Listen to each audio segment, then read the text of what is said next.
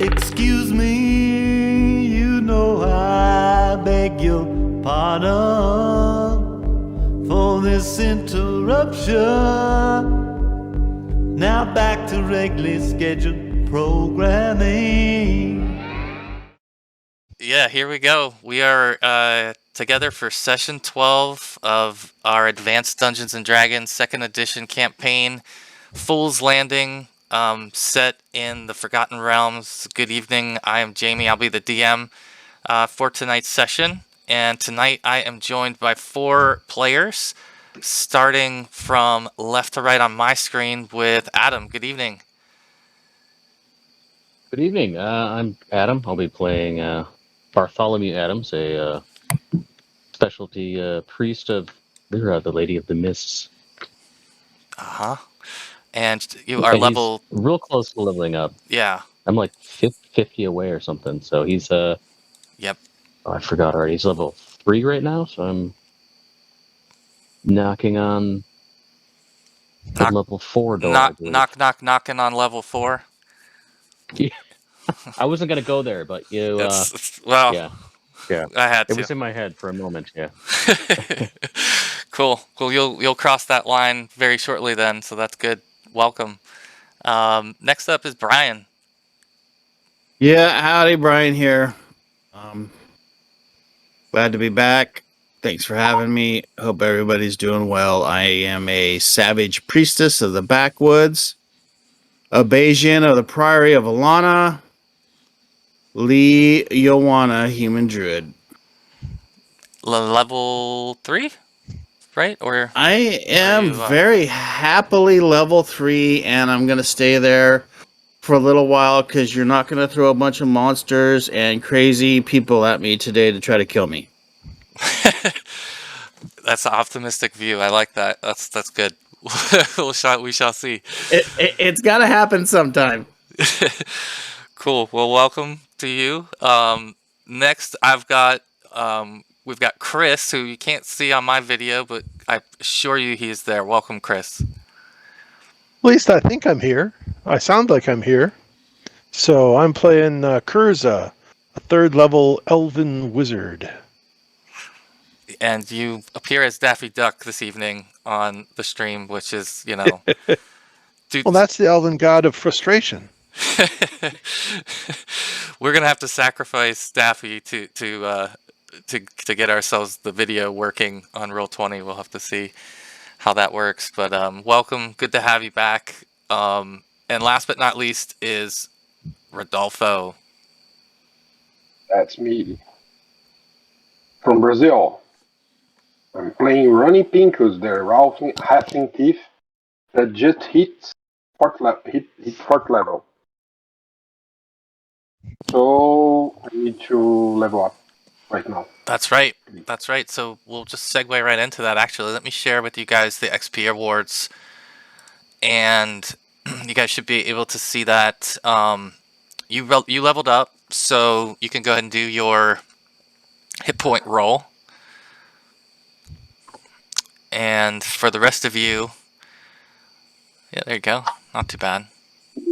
5. Yeah, take that. That's good. 9.3 hit points. That's pretty good. Yeah, I think then, like you said, I think it's just Bart who's very, very close to going up, and that was it. So, all right. So we'll cut over to the level up screen real quick too, just so that I can update you. Yeah, you're 5th level, right, Ronnie? No. Or 4th level. I'm sorry, 4th level. I've moved you too far. Slid you a little too far there. Okay. I could be. Yeah. So you missed 2 sessions. So this is where we're currently at, I believe, if I'm not mistaken. We've that as far as the players who are here, it's our 2 priests are 3rd and 3rd, about to be 4th level rogue, and then 3rd level wizard. So okay. I have about 240 active skills points to distribute. Yeah. So I think one of the themes of today is going to be getting you guys connected with training. I know that's something that everyone is way behind on. So if you want to hang on to that for the moment, or if you already know what you want to do with it, keep that in mind. We'll kind of work on a little bit of training here for everybody, because I think each and every one of you has skills that you haven't advanced yet. So before we do that, because you'll have plenty of opportunity and access to folks in Ravens Bluff, we'll do a recap. And this might be the most important recap ever, because I don't have the recording. So, if anyone would like to take a crack at what happened last time, I can put on the screen the images of what we did last time to kind of help with that. But I'm sure Chris wanna do it very badly. The dungeon muser was here. that's right, the dungeon muser was here himself in the voice. Yeah, did I grab a bunch of screenshots when he was here and drop them in Discord? You did grab some screenshots. Here, let me. God, it sucks we lost that one.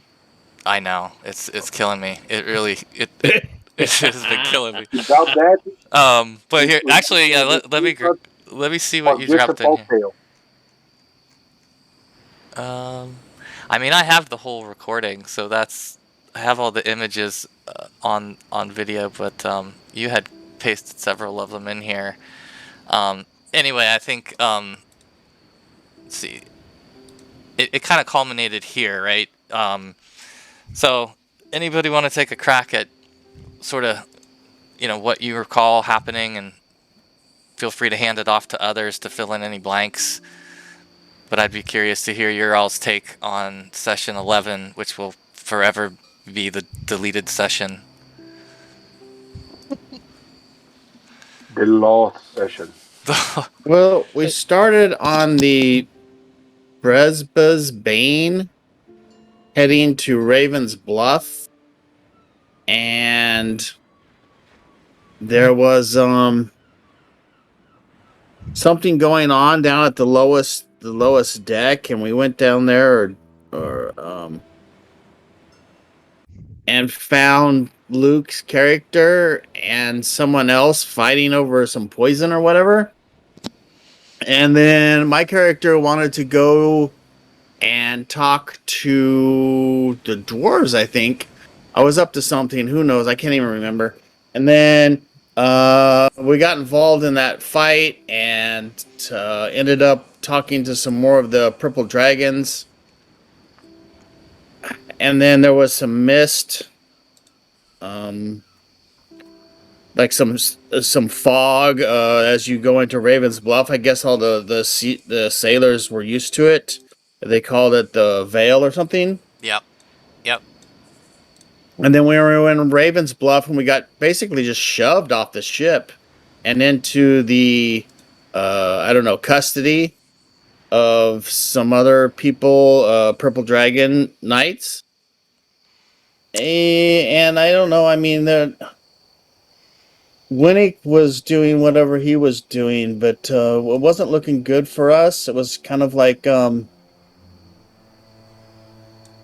I wouldn't say we were prisoners, but the whole thing of us with the Purple Dragons wasn't completely cordial. And then we were led across town into the other side of the Raven's Bluff to the House of Vespers. Their symbol is a chalice with mists arising from it. And then in the House of Vespers, we got to talk to Caddison for a little while, and he handed us a bunch of stuff. Magic or whatever, I don't even remember what that was. And a box of coins, which my character held on to like her life depended on it, because she really doesn't like what she had to do to get it, so she's holding on to that. like it matters. And then I don't know whatever happened when it decided that. Okay, well, anyway, the important interaction with Caddison and us was we gave him all the information we could on what was happening on the Trader's Isle or Pirate's Isle. And he gave us some stuff in return. We kind of said farewell to a couple of our players and their characters who didn't make it. And, you know, it sucks to lose Kevin and Nate. And then, I don't know, whatever happened, Winnick came up to Caddison and said that I don't like our deal anymore or whatever. And I no longer work for you. We're no longer friends. We're not brothers. Oh, and by the way, I've got my own fire knives here. And so trust me that the whole thing didn't sit well with Lee. She probably was suspicious of the whole group of them anyway. So there was a big fight inside the big house of Vespers. Yeah, here it is. Oh, yeah. And so on the battle map, Ronnie was with the short bow was nailing that the red X, and then the blue line was Kevin and Caddison putting up an ice wall, and what's his face?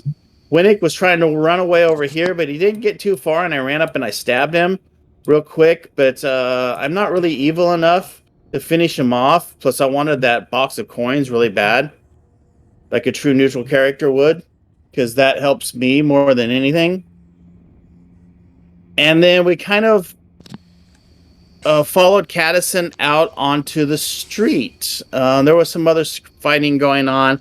There was some lizard men fighting with the more of the purple dragon knights, and there was some other purple dragon knights. It seemed like they were on Winnick's side. So the whole political thing of this was pretty deep in the House of Vesper. And I think that's my summary of it. If anybody wants to fill in the blanks, I probably missed a lot. I would say the poison on the ship, the bottle that they were fighting over, had the fire knife medallion on it. So I guess that was a clue to us early on. There was something up. And I think I ended up bringing down the part of the church with that stone to mud spell. Yeah, that's right. So that's what this rectangle was. The stone to mud, the rod, right? It's a rod? Yep. Or, okay. Yeah. Rod, wand, one of them. One of them. Is the fire knife a silver medallion? Is that their symbol? No, so the fire knife symbol. I'll let me throw it on the screen. Yeah, I got it here. It's a knife that's in case it's like it's burning. Mm-hmm. Yeah, so they had silver medallions with that sort of on the medallion. Yep. Yeah, I think he summarized it pretty well. So, one thing I would note that you followed Caddison out, but you really followed Caddison's voice out because he had gone invisible, and he was urging all of you and beckoning all of you to get out of the building as fast as you could, and you eventually sort of followed his voice in that direction, and you got yourselves out to the street, and so let's Speaking of voices, didn't Bartholomew have like a dream sequence or something? He did. Yes, that's right. That's right. Do you want to tell them Adam, what Bart saw? Bart vaguely remembers what he saw. Unless he took good notes. Duh.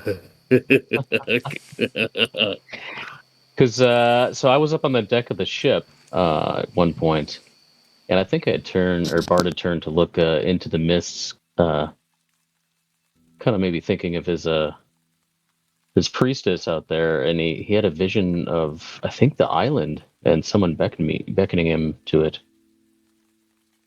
You heard a voice I saying, saw a vision with a tower and a purple glow. Yeah, and a woman's voice saying he lives. right, exactly. And Yep. I don't really know who it is that lives, but The yeah, I don't know purple if you had much of glow. a chance to tell anybody about that, because I think soon after that we had Yeah, been I think you ferried may off the have ship, and then started to mention it, but maybe didn't have as much time to explain it to everybody. But this is sort of the scene where we'll pick up. That you guys kind of got dumped out in the street, and I know the music level is kind of high here.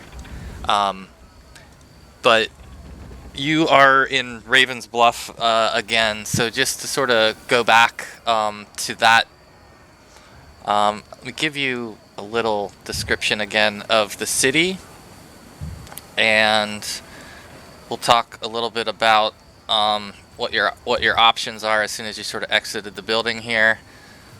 But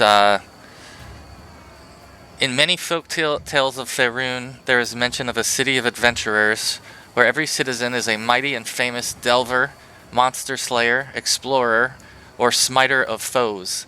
From the bread bakers to the roofers, the dung sweepers to the high judges, the very cobbles of the streets are gold, they say. Handfuls of gems serve as small change, and the humblest houses crammed with valuables of gleaming beauty and glowing enchantment. Folk tales are like that. Most cities are grubby, crowded, dangerous places where coins are hard won and easily lost, and a few folk are mighty or famous. But the reality here is that there is a lot going on. Danger lurks not too far from the rubbing elbows of the nobles. Let's see what else. You know that the port is a main a main part of what has the city in power as far as controlling the region, controlling the agriculture and exports. The city is sort of straddling the mouth of the river, so they've got on both sides of them mountains and rolling hills and coastal lands known as the Vast, and they are able to use those rich lands along with the port and the access to the inner sea to really be a pivotal trade area. So you would know that there are many different what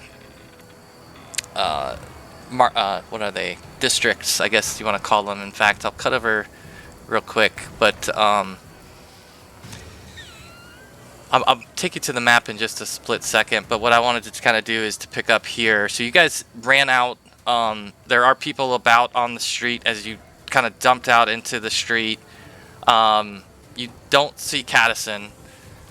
It looks Don't like hear him either. you Huh? don't hear Caddison, and you saw Vitali just run off, almost as if he was going after Winnick, or looking for what happened with Winnick and running around the building. So he takes off and really doesn't even say anything, except that he'll find you again. And so the four of you are kind of left standing here to decide what it is that you wanted to do as a group next before I switch screens or anything. I want to give you guys an opportunity. You've got the chest with you. I believe. I think we've settled most of the other things that you guys had. I'm not sure that you gave anything to Vitali that was of significance. So For now, I'll let you guys decide what it is that you would like to do, given this setting. You're in. I guess I better cut to the map because I gotta give you perspective. Well, first off, I think we need to wander away from the battle. In case there's any survivors or others tracking us. So We you need want to evade and find a safe place, a safe Yeah, inn Yep. or tavern, think all of something us like are that, so we still can hide for a day or all of two. us And are still down somewhat here injured too. So. where the party token is, that's where Besma's Bane is. Oh, does this work? Yeah. Yep. That's where the boat was left, or where you guys Oh left the boy, boat. it's a long way away. Yeah, but it's not exactly a safe spot either. So Yeah. Lee makes it Just about find a tavern and hide there for 20 days. feet outside of the House of Vesper, looks around, sets down the chest, and sits on it. Is panting, heavily sweating. She just kind of looks down. Her face, and it's just all of the makeup and the paint and the sweat from the poison is on my hands, and I just look down at my hands. They're all reddened. Meanwhile, sitting on the chest of gold. Yep. With Winnick's blood on your spear and all kinds of sort of hustle and bustle No, about you. Incorrect. I left the spear in Winnick, and I also left my bucket and a bunch of other stuff in there too. Oh, that's right. That's right. Lee's not having a really good day, other than she has a box of coins she's sitting on. It's your future, and there's one less person to cut into the into it, so that might go a little further for you. What about you, Adam? What's Bart doing? What's he thinking? Bart's Bart's really thinking about needing to find a place. I think, like Ronnie mentioned, to lay low for a little bit. Yeah. We're all just getting over being sick. I don't think he's familiar with this town, so he wouldn't know exactly where to go. Unless we pass something perhaps on the way here that we saw, maybe a tavern district or inns, but he's definitely has some persistent injuries that need a day or two of rest yet and healing.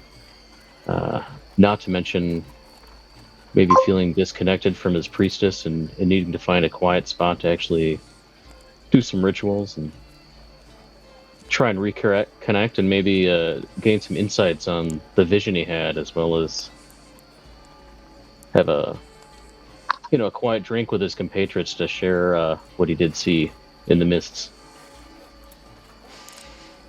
Perfect.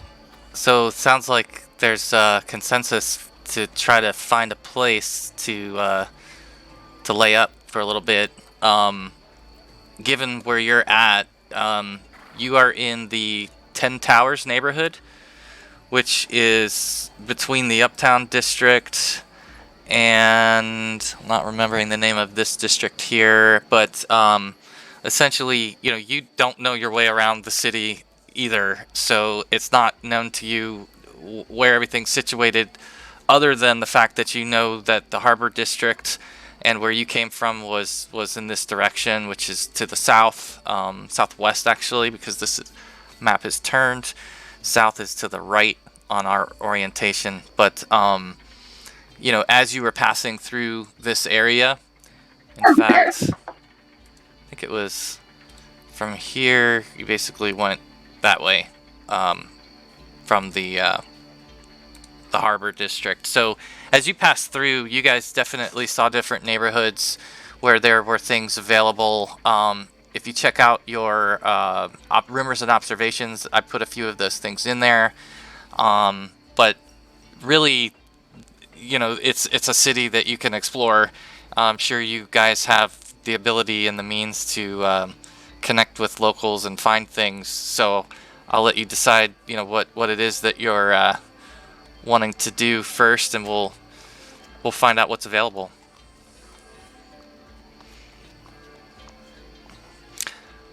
As you're thinking that through, let me just read to you a little bit about the 10 Towers neighborhood. So it is it's one of the richest neighborhoods in the whole city.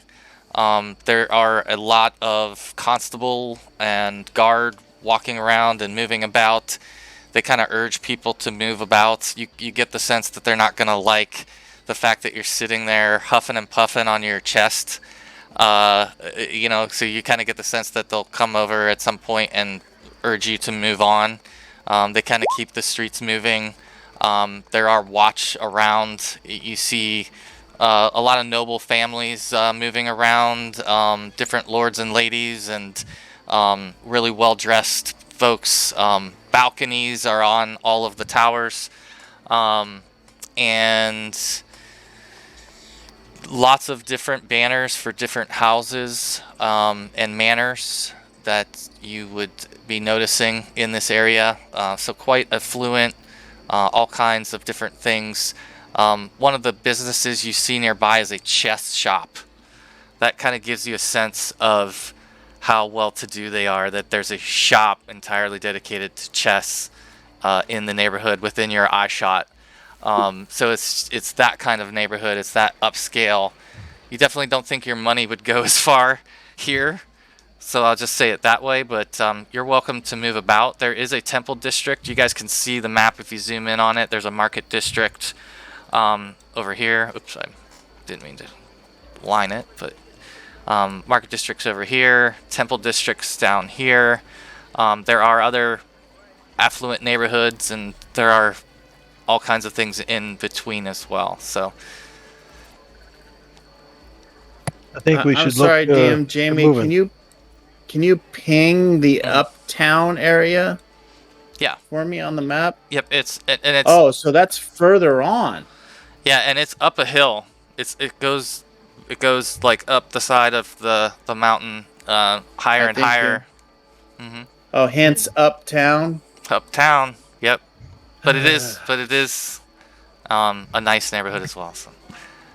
But as far as you can see, there are lots of things you can do. But any thoughts? I suggest we head over this direction. Just head east. It's not the temples and the high end. It's not the market district, which is probably all the shops. We might find something in the middle that's not too notable that we can disappear into. And we should probably start moving, at least wandering. I think we should go south. All the way south. All right, I'll go south. That is south. I'm with you there. That is south. Yeah, because south is to the right. That's the better sector of the city to us disappear. Oh, that is south over this way. Mm-hmm. Yeah. I see the map now. So it's the skin. Southside district. Is everybody on board with this? Everybody ready to move along? Because at this point, we're gonna say that the guards who are walking around are kind of eyeballing you up now. They're looking straight at you guys. I don't like that. Do we need to help Asian get up? Is she still consumed by the event? And have you begun to try to talk to me?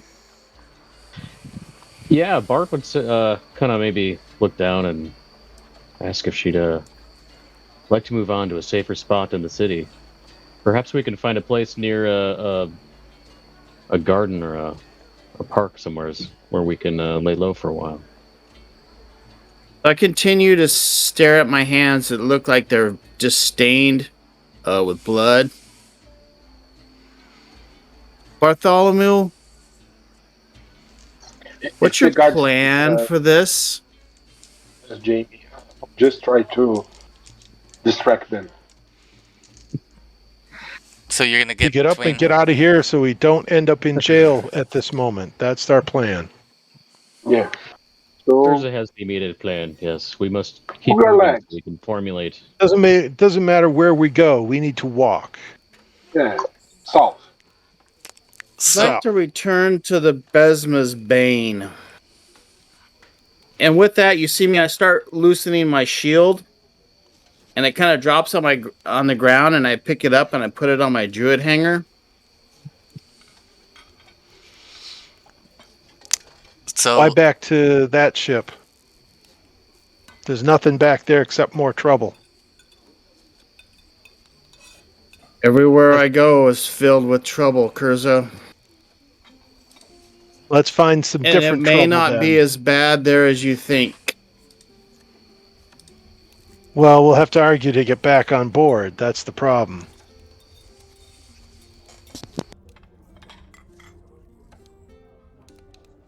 I don't wish to be We need- found by the people trying to kill us either. Let's just follow this street. one of the guards says to you, Ronnie, "What seems to be the trouble? You can't be lingering about here in the 10 Towers. You get I don't see any trouble. I don't want any trouble. Just seeing I can find my socks. Did oh, you saw my socks? good God, Did you see my good socks? God, this one smells. Where have you come from? Move along. Move along. I suggest all three of you move along, or we're going to move you." If by any chance do you see a pair of socks lying around, please hold it for me. We encourage Lay to get up and start walking at this point. All right, let Don't me get up. give you guys I grab control of this. the chest of coins and I start to move in that direction of the arrow. Okay. Yeah. To follow. You guys should have access to move. All of you could move the party token, so that's the way we'll kind of go with it. So whoever wants to be our caller for the day, or the token mover, if you will, just to kind of show me where you're heading. If you want to move a couple blocks at a time, and I'll let you get yourselves. Basically, that's good. If you want to stop there. So you guys are walking in what order, and how, and anything in particular as far as the way you're walking or what you're doing with the chest or anything else that you might be carrying? I'm carrying the chest. I'll keep my Right, it distance. would probably be best, eh? And then by the time we get to there, I'll set it down and sit down back on it. It said, I think Ursak and Jai 2 went uptown. Kind of huffing and puffing, but not nearly sweating as badly as I was, and it looked like I recovered from whatever little. Jamie. I will keep some distance from the group, just 10 to 15 yards, so I can observe them and keep they safe. It's a very dangerous city. I'm sure there is thieves, cut purses, and other characters like that who might take interest in a girl carrying a small chest.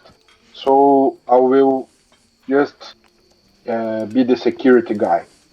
I'll keep my eye on them from a safe distance, and if I see something I think it's dangerous, I'll take my Okay. precautions. So when you say you're keeping your distance, are you behind them or in front of them? Sometimes on the other side of the street, sometimes a few yards back. I'll try not to make a pattern. So I need I got you. I got floating you. around. But I need like a general like order as far as who's in front, and I realize you'll be moving Okay, around a little I bit. can be behind. Okay. I can be the last one. Okay. Who would be in the Or front then? I guess Kurza sounded like might have been the one leading the charge. Follow me, Yeah. kind of thing. And then who's behind Kurza? Who's second? Probably Begwin and Bartholomew, And then kind of Bart. side by side. Okay. All right. Good deal. Unless you one of you want to be last, Bart. I'm not super concerned with it, but yeah, if Bayesian will walk next to me, we'll kind of just walk behind you, Cursa. Yeah. So I'll kind of move you guys into the order here at the bottom so that we can track that. But okay. So Kurza, as you're leading the group through various portions of the city, you start to see, as you suspected, that the neighborhood starts to shift quite a bit as you're crossing over the road there. You just start to notice that you're getting further and further from the towers, and you're coming into a neighborhood that's known as Morton Brace. And Morton Brace is actually was named for the builder who presided over this development in Ravens Bluff in its early days. And it's known mostly for the fact that this is where the Colosseum is. And you guys would be walking through, and you would notice this Colosseum on the east side of town. And so for most people, that's really what this area is known as. And as you kind of get in different neighborhoods in and around the Colosseum, you see the economics and the dynamics shifting quite a bit. Let's see. This very low end all of a sudden? No, not quite. Not quite. But it is certainly not the type of grandeur that you saw in the 10 Towers. This seems to be a little bit more even in terms of the economics, and a little more variety in terms of what you're seeing here.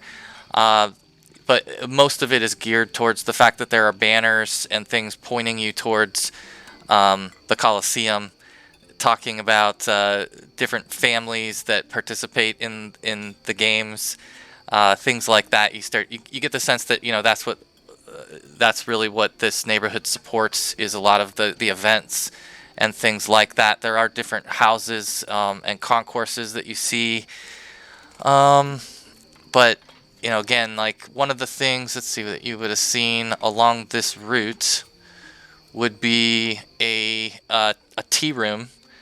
And you see people basically in there eating and having tea, sitting out, on the street and inside as well. And so you see sort of, different places like this, but a lot of different residences as well. So it's not like full business. But as you continue down, I'm going to move you guys a little further. Yep, perfect. So yeah, you're getting down towards this. What is it called? I think it's like, can't remember the name of this something trail. I can't even read it. But you start to see in and about the streets as well. Ronnie, you definitely start to get the sense that there are folks in the alleyways and making shady deals, and some of the things that you kind of look for would catch your eye as you're passing through, and you're looking at various people who are eyeing you guys up, not following you or anything too shifty or overt, but you're getting the sense that you're being eyed up more, that there's a little bit more of a hustle and bustle here, and different like classes are mixing together in this district. You also kind of are walking along, and you see a string of shops, and it's labeled the Bendekar's Mercantile, and it's a couple of different shops that are sort of side by side, It looks like they may have like signage that talks about having components, things like that. They talk about having general goods and things along those lines, and so that would be maybe the first thing that would really catch your eye as being something public that you could access that would be of interest. You can continue on southward, but it's your call. I'll stop by Earth side and nod in the direction of these shops, these mercantile shops. And I'll say that I think there's a great place for us to mingle. There'll be a lot of people just laying around. If we can find a corner to get on our backs to, I think we will be safe for a few hours. We can make our minds on about our. And I want to get that chest emptied so we're not Yeah, we can see big the money. target on our backs. Yeah. The chest is a big target. Yeah, we must divide our eggs. Yes. I'll pick up the chest. Well, come on then. And I'll head over to Bendikar's Mercantile with it. Okay. All right. So, you get to the front of the shop. It looks like it is fairly well kept. There are some signs outside, again, that advertise that they have components and different things along those lines. So you get the sense that it's not just general store. And let's see. I'll get you to this. And find a pearl. So you step into this place and you see a human male sitting behind this small counter. He's got several different things, odds and ends, kind of all about. And you guys can look about and see that pretty much everything that he has. It looks. Some of it looks kind of like really odd to you. You're not sure like if it's real, or if it's if like these are replicas, or like what it is that this guy's up to and what he's selling. But you're just not sure. Like the whole thing just seems like maybe too good to be true from your point of view as you walk in and you see him, and he looks up and says to you all, good day, welcome to Bendikar's. Hello. Or hail, whatever it is that I would think that would be appropriate to this person. And I'll move over and just kind of walk on over and just set the chest down and sit down. So as you do that, he hears his keen ear hears the rattle of the coins inside, and his eyebrow lifts, and he leans in, and he says, "What can I do for you? You seem like you may be in need of something." May I have some water, please? I'm parched. And yes, on the chest, we're in great need of a great many things. We've traveled far. And I try to smile at him the best I can. It looks like you've traveled far, and I can help you with the water. He calls to the back, and out steps a woman. She brings a small wooden pitcher, and she pours a couple of cups of water, and they hand them to you. So anyone who wants some water, there is a couple of cups that are sitting there, and he says, please take your time, look around, ask any questions you might have. I'm not trifled with any question.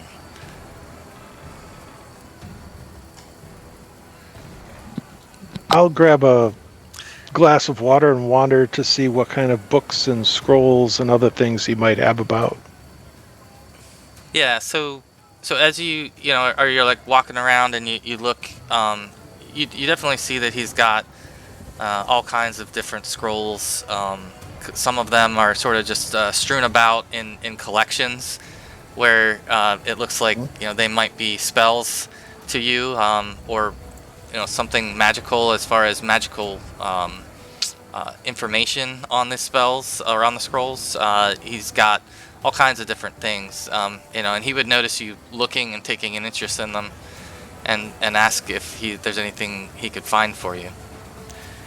The other thing that you notice is that there's like a doorway that basically connects this shop to the neighboring shop, and so you can hear that there's people in the shop next door, interacting as well, and so you understand that like the shops would be connected on the inside as well as having a storefront on the outside, basically. What's the difference between the various shops? So You're all connected. You're all one shop, but well, this is Bendakar's mercantile. We all pay Bendakar for the right to sell our wares on his property. I sell my oddities and odds and ends, and next door you'll find a butcher and general store, and he even makes his own boots. And down the way you'll find some other, perhaps, less quality things, but you found the right end of the mercantile, I would say. So for Ronnie, you are looking at the security of the shop. So I think we'll have you kind of do a check for that. Did you have something in mind for checking the security? I have the observation. Yeah. No proficiency. Not always try to make good use of that. So, while Ronnie's doing that, Well, you would definitely see Ronnie acting shady at this point, Lee. You would see him, looking very obviously looking around, like almost looks like he's casing the place to you, like you've been around Ronnie too long, and you know exactly when he's casing the place. how close is Ronnie to me? Oh, I mean, you guys, Far, you very got it. far. You're probably a few Very steps away. far. You're a few steps away. I just nonchalantly grab him and pull him over towards me and say, "Perhaps you have something to drink for my friend here, who probably would be better off if his hands were filled with some sort of alcoholic beverage, sir. And is that a hookah I spy? I would love to hit that." Well, if you'd like to buy one, I could sell you one, but I don't have anything to fill it with at the moment. You would have to go No. down to the other end of the mercantile for those things. Let me bring you guys into this a little bit. Move your images.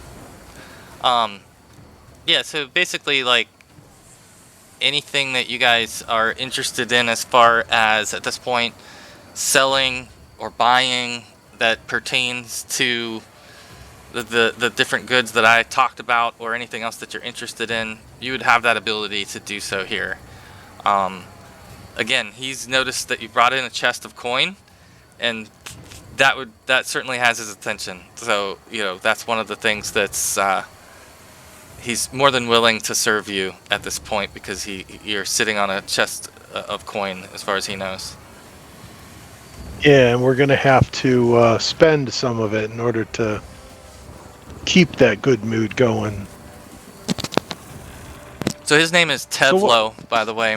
This guy is named Tevlo. So I'm looking for magical scrolls, not powerful stuff, but just some interesting ones that you might have. Is that something that you have in the scrolls here? Oh, I do have some scrolls, but I'm not exactly sure what all of them do. I'm not astute to the way of reading these things. But Would you mind if I look at them? oh, not at all. Please help yourself. Take a look. So I'll put a little list into the chat for you. I'll message you on roll 20, Chris, for yours. What Alright. you kind of notice as far as when you're browsing through them. Any other ideas, guys, that you want to run by them? Bart's gonna ask him if he knows the lay of this part of the city. We may be in search of lodging as well as I'm personally in search of a particular form of temple. Well, I can tell you about some of the temples in the area. In the temple district, there are many. Who is it that you follow, friend? I follow the revered lady of the mist, Lyra. Lyra. Let me see. I don't think there's a Lyra here. There's a Gond, a Helm, Lathander. Wait a second.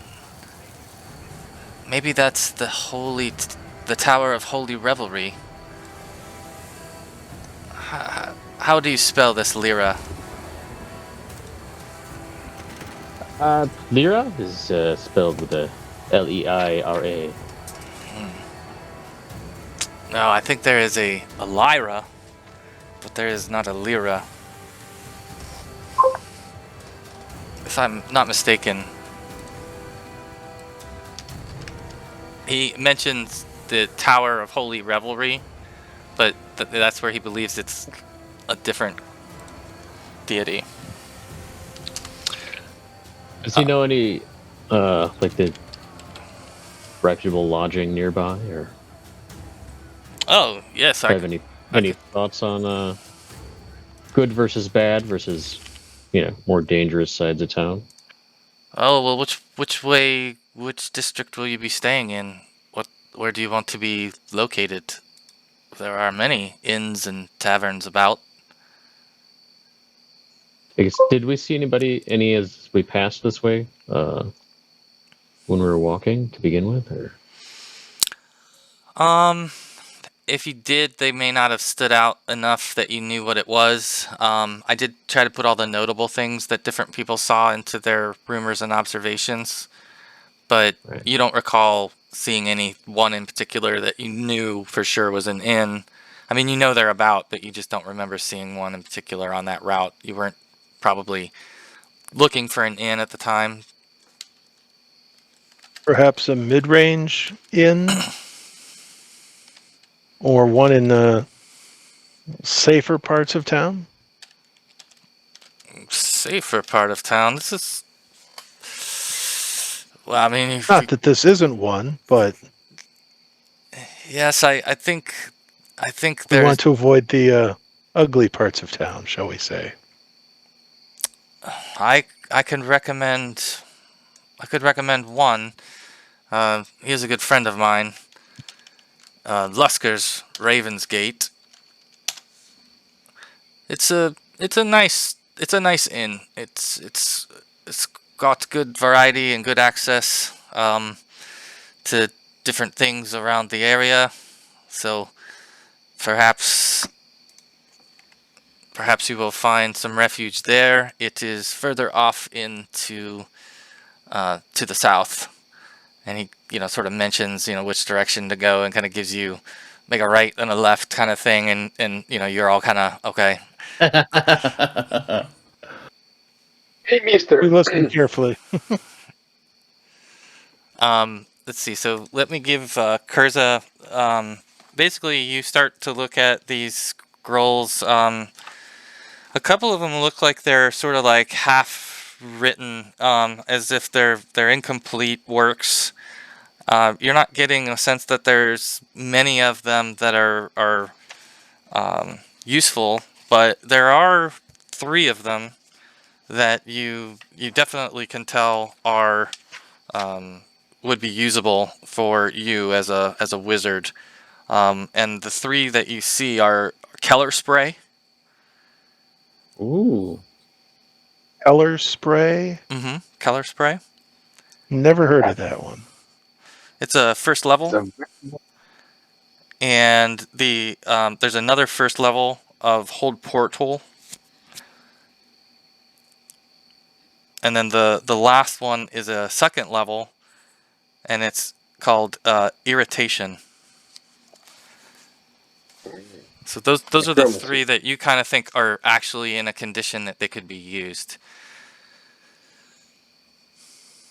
Irritation, hold portal, And and color spray. Okay. Yeah. I don't know Color what. spray, very nice, Cruiser. Yeah. Well, knocks up to 6 hit die on the ground. Yeah. That sounds like an interesting one. And so for you, one of the things is that you could use these scrolls to transfer these spells into your own spell book and learn these spells if they were spells that you like. If not, you can cast the spells from the scrolls and they become disposed or consumed by the casting. So that's just something to consider. Right. Great way to get new spells.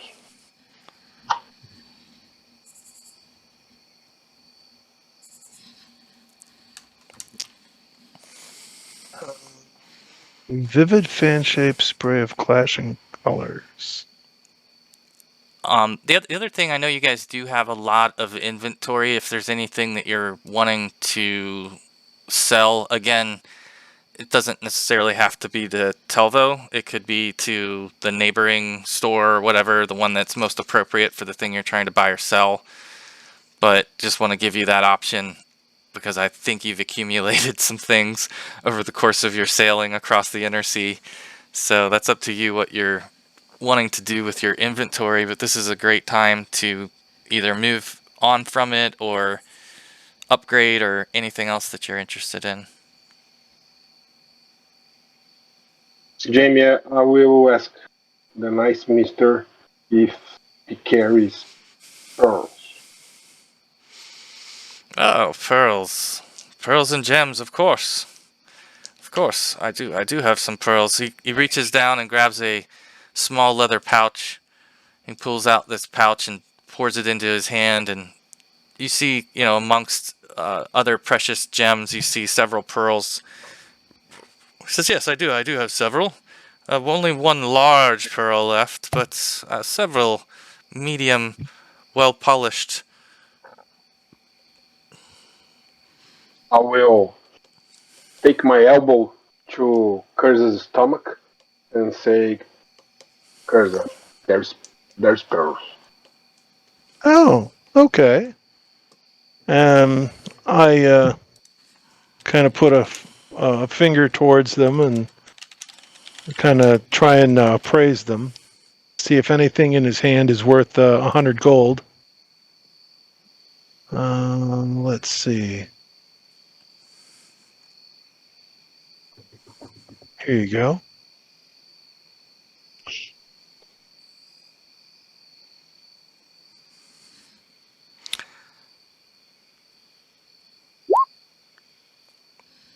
Yeah, so it looks to you like the medium-sized pearls that he has, you would venture are worth about 250 gold apiece, and that the large pearl that he has, you estimate to be worth 500 gold. Now that's based on your background and places that you've been. So you don't maybe know what the local price is, but that's what you're guessing its value would be from where you're from. Okay, so we have some gems. Maybe we can trade them. Well, of the pearls, what does he have that I think are sufficient to cast Identify with? Good question. Let's see. So, Identify. That's a 100 gold piece requirement. Yeah, I mean this. But you don't need to pay 100. Just be worth 100. Right, exactly. Yeah.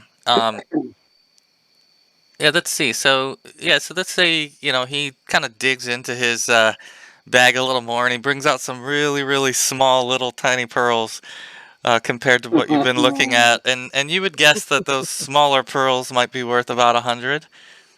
You're looking at that and thinking that might be a better size pearl. These are little tiny, tiny ones versus the larger ornate ones that you're seeing that he has. And so he'll offer to sell you the small pearls for 75 gold apiece. What do you Okay. think, sir? I think I like Two? two of those, and I pull out one of the scrolls for color spray, and I'd like these. Let's see, what do we have to trade? That Proposal. Make a proposal. that short Maybe. sword, perhaps, that we have. That might go No, towards. mine. No, not yours. So, Um, I'm using. Right, the ones. We have some. Let's see. We have. he's the looking. line. He kind of starts to get the sense that you guys don't have it all lined up like how you're financed, and he looks a little bit grumpy about the fact that you're not like ready to pay the price that he offered with the coin that you brought. So he's just kind of frowning on the debate, like 75 gold. It's a good deal. But we definitely want one of the pearls, sir. At least one. And that scroll for our elf for sure. That he needs that. How much I for those two? dig into my pockets here and there, and I'm pulling out little bits of gold piece here and there, and I come up with. Let's see, it's one. How much was the scroll, my friend? So he's which one was it? Color spray or Yeah. 100? So you want 250 for everything? Would you take 220? Yeah, 250. Would you take 225? It's already a good deal, damn it. Oh, I think you can make a check. Does your appraising give you like also the ability to negotiate To barter? or barter with him? I'm gonna look up real quick to see if appraising gives you any help. I don't know offhand. No, it's more like authenticity and value. It looks like. So I mean, you have the right information, right? Like you're not being ripped off, but you don't necessarily have a skill with negotiating. Does anyone else have any ability to influence or negotiate? I'm wondering. I can't remember what the name of the. I think the Thieves Handbook too has some really good ones for. I can try a fast talking.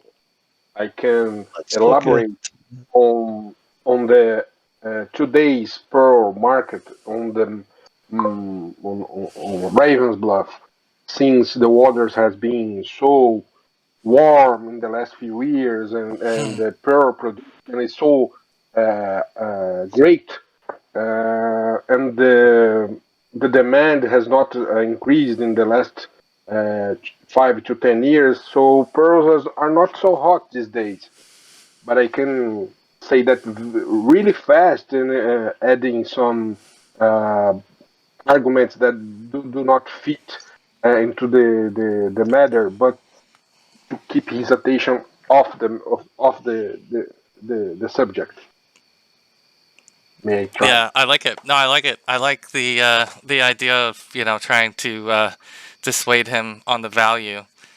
So yeah, But he doesn't come back with another a counter offer, though, huh? For the 225. Yeah. Well, no, he'll take the 225. He'll take the 225. Now that you guys are kind of, you know, fast talking and trying to barter with him, and it seems like he now gets a sense that you know what it's worth. He'll take the 225. Oh, okay. Let's see. I think I have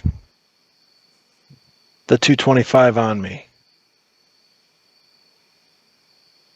Oh.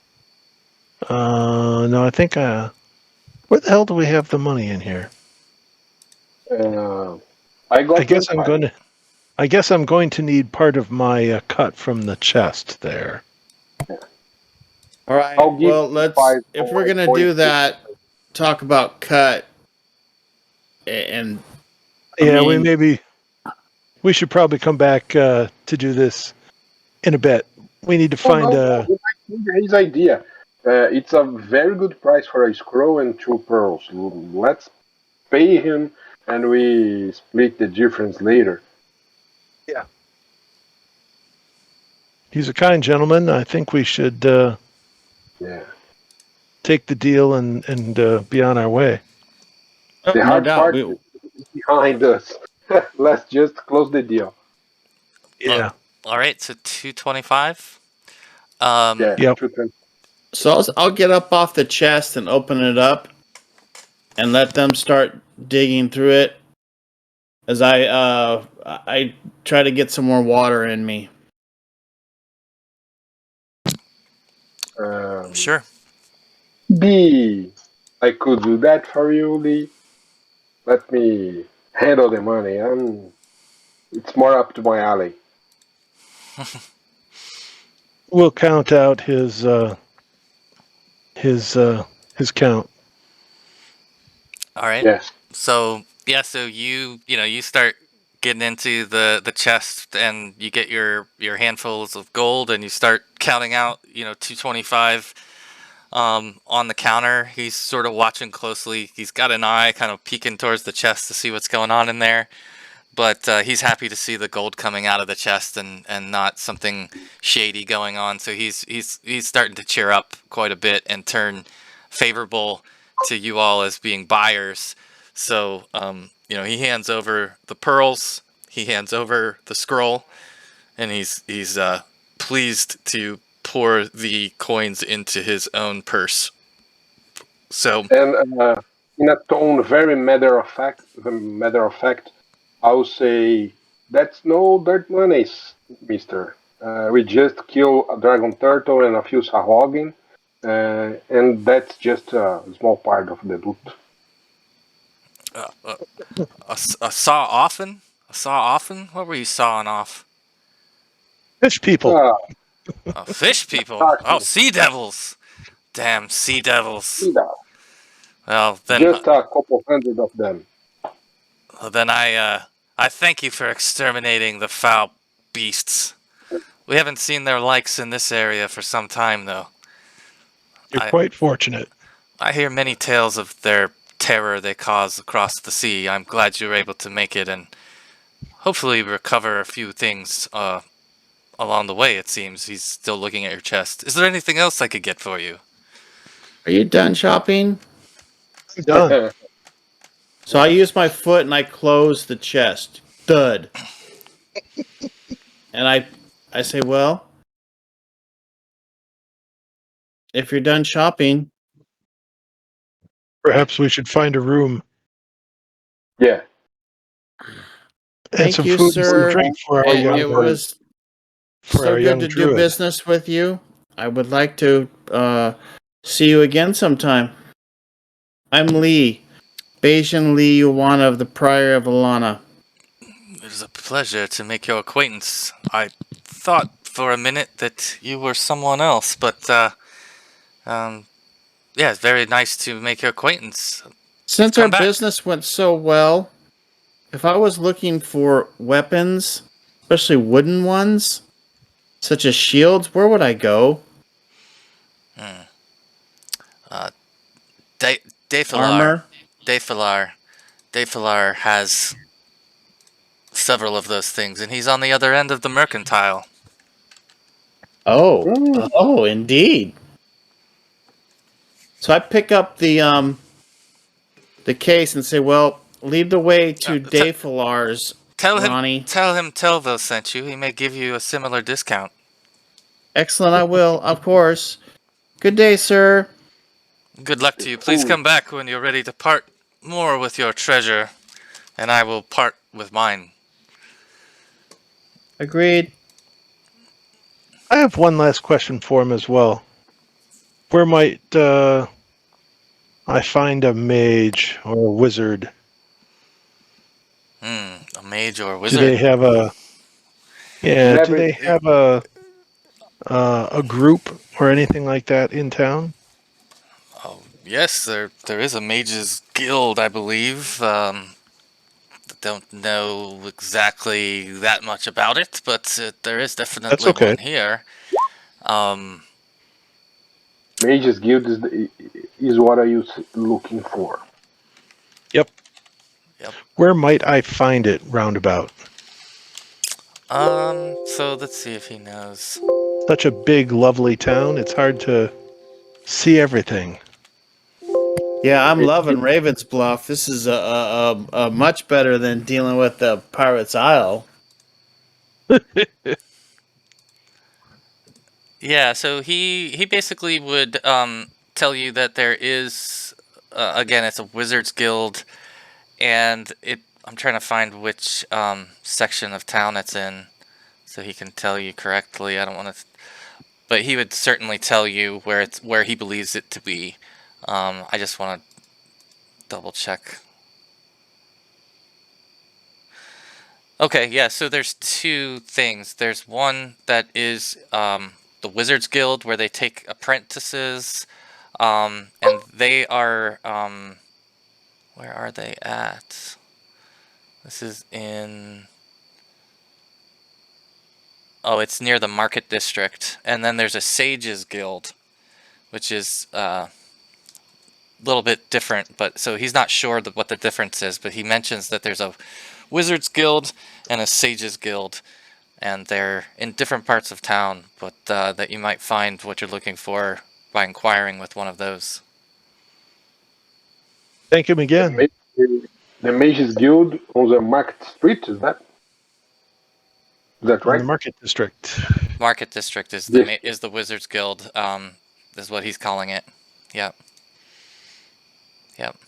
Okay, well that gives us the right place to look at least.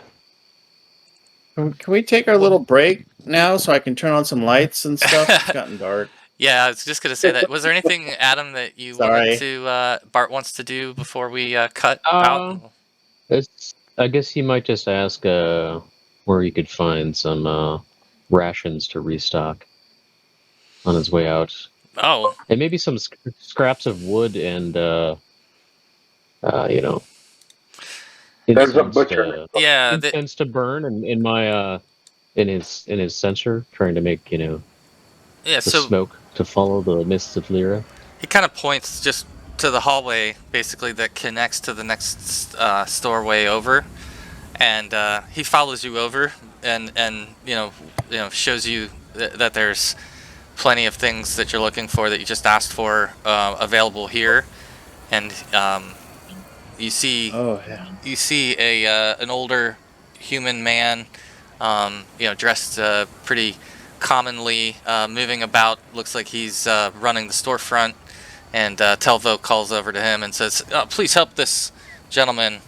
He's looking for some wood and things. Here you go." And he just kind of moves on and passes you off to the old man, who looks up. "What can I do for you?" Just scraps of bark and things that will burn nicely in my holy symbol here, in my censer, to create smoke, the illusion of mist. I have some fire starter. I have some of these sticks. And he kind of produces these like shiny looking wooden sticks, seem to be coated in sap. And he recommends those, and so he lays those out on the counter. What else? Rations to restock. Yeah, I'm gonna follow Bart into there. Okay. So you guys can use the player's handbook prices for rations. If you want to get any rations, the bark and the fire starter, he'll charge you a silver piece for, and it'll last you a while. I mean, it would be quite a bit. Okay. Very good. I'll Made me smile hungry. awkwardly as Bayesian comes in and kind of look at the chest, and then make a motion of empty hands. As I seem to have spent every last drop of coin I have on myself, so I'll need to dip into that as well. How much did you need? I think I'm just gonna get a couple rations. I gotta look up the rations yet, but a silver piece for the fire starter. And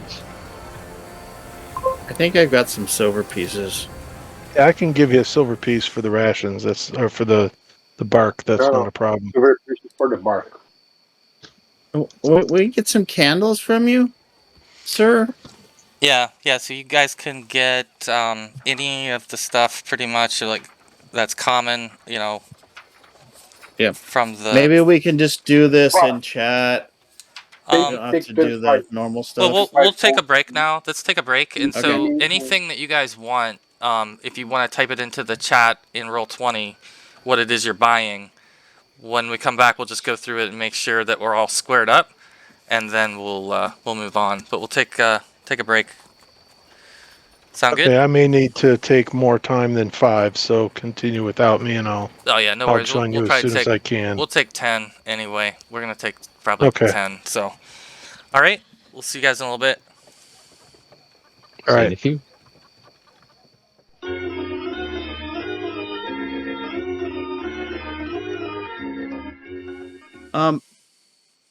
I'd like to get some rope, Hemp but maybe or one of the guys has the hemp rope just to because I tie the buckets, tie like and so that I can strap it over my shoulder. Maybe somebody has some rope. I don't have to buy any, but if not, I'm gonna buy some. Uh-oh. There is something no one ever saw. A druid looking for hemp. hemp rope is 5 gold. Or no, I'm sorry, 1 gold. I'll just buy it. The problem is that the hemp rope weighs 20 pounds for a 50 foot of it. So how much are you wanting? You probably don't want to carry that much. If you want silk rope, it's 10 gold for 50 feet, and it only weighs 8 pounds. I'll buy the 1 gold piece because I probably will just discard the rope somewhere else. Okay. Well, how much do you need? I guess it would be my question. How much rope are you looking for? What's a reasonable amount? I would probably, if it's going around a bucket, a couple of knots plus enough to go over my torso, probably 12 feet. Okay. All right. So yeah. So if you just want 12 feet of hemp rope, then we'll just say it's because it's only a gold. But yeah. So we'll just say it's like 4 silver to get the exact cut that you want, whatever that length is. Okay. As long as it's under, whatever 12 or whatever, that's fine. Okay, so I rope 2 buckets worth. I feel much better now. And the water skins were 8 silver. 8 silver. Yeah. 8 times 4 is 32 silver, so that's 3 GP and 2 silver P. Yep. Silver pieces. Oh, you found your gold on your sheet, Adam. You know where it was? It was under a tab that said quite obviously currency. I was looking under info and items and equipment and yeah. You know that the rogue was hoping to get you indebted to him. Like that's the slippery slope, That's what he was hoping. That's another right. income Too stream. for my team. That's another income stream when the juice is running on the loan. All right. I'll need a new map case if he's the guy to see for this. Sir, do you have a map case? Or a scroll case? Yeah, 8 silver. I'll turn to Bayesian and actually produce a scroll case out of my backpack and just be like, I'm not actually using this if it's something I've been carrying around for Oh, Oh, that's no right. no well, reason That's apparently. right. So I'll kind Well, of the fashion. Yeah. See, I have a feeling, that you guys all have things like that are sitting around. yeah. Yeah. I think I've even maybe you got should some keep yours, and I'll parchment. just buy one while I'm here. So I'll buy the map case. Jamie, the guy has a crowbar around. Hmm. Sure. He would want 4 gold. Go. Hmm.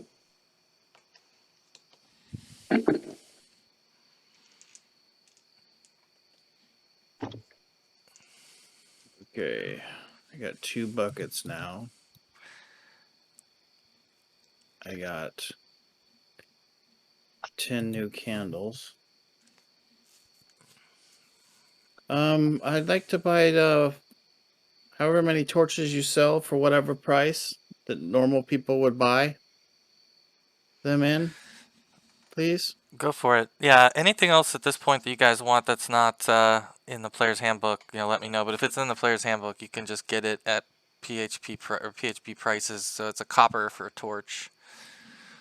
Super cheap.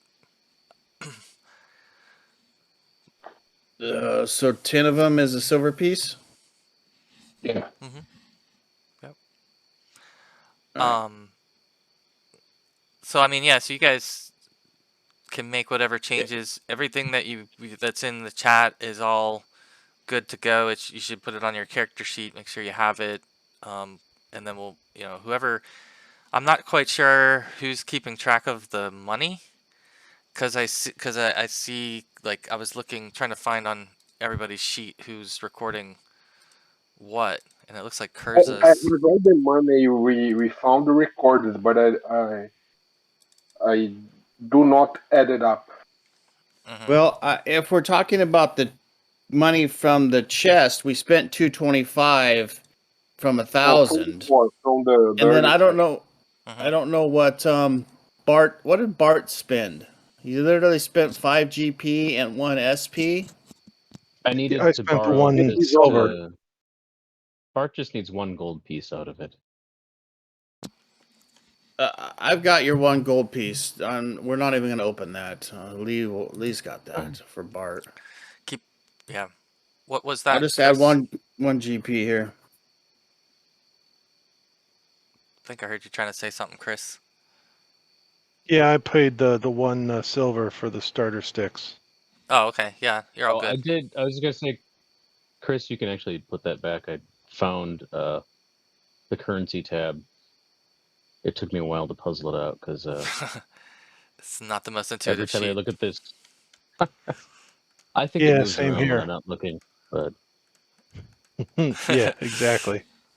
Looking for something else. it's definitely not me just not able to find things. A sheet moves around on its own. Well, I think it would be this would be equivalent to, like, you guys, like, rolling into, like, REI and buying up a whole aisle worth of stuff, like, basically, because you guys are, like, basically got, like, a big pile of things that you're getting from the outfitter here, and hopefully you've got everything figured out as far as what you needed, but whatever you want to do. If you didn't, you want to stay here, but I'll give you guys the choice as far as what you want to do next. Oh, we're going to the guy that has the armor and shields next. Okay, so let's see. I forget what was his name. It was.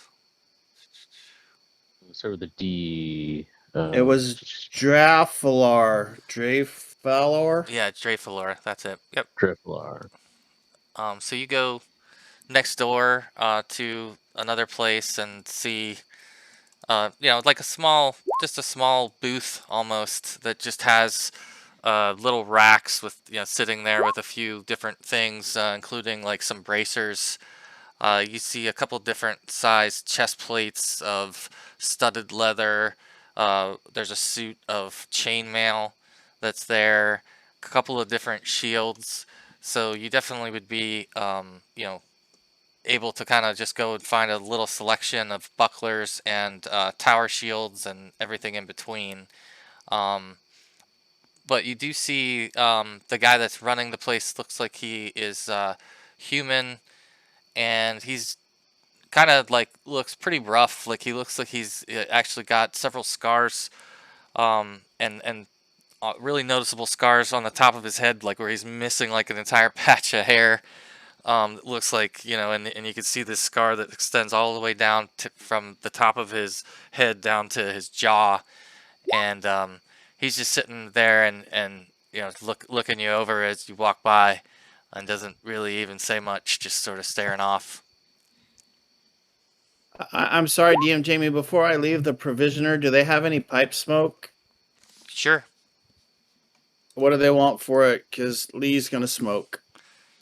They'll take like a silver for, I don't know, an ounce of it. Deal. There you go. Because I should have gotten 4 back. That would give me 9, and then I'm gonna have 8 SP, and I have an ounce of smoke, and I stuff it into a package. And as soon as I get into the hemp. Don't be messing with her, hemp. Dave Fillar's place, I drop the chest down kind of in the middle and say, "Do you mind if I smoke? Are you the proprietor? Are you Dave Fillar?" Smoke at your pleasure, lady. Oh, thank you. I'm in the market for some things. Yes, you are. You are in a market, and there are lots of things here. My character kind of does that shoulder shrug thing, the involuntary one that she does, and kind of looks at him like, and I load my pipe and start to smoke. Bartholomew, you want anything in here? What about you, Ronnie?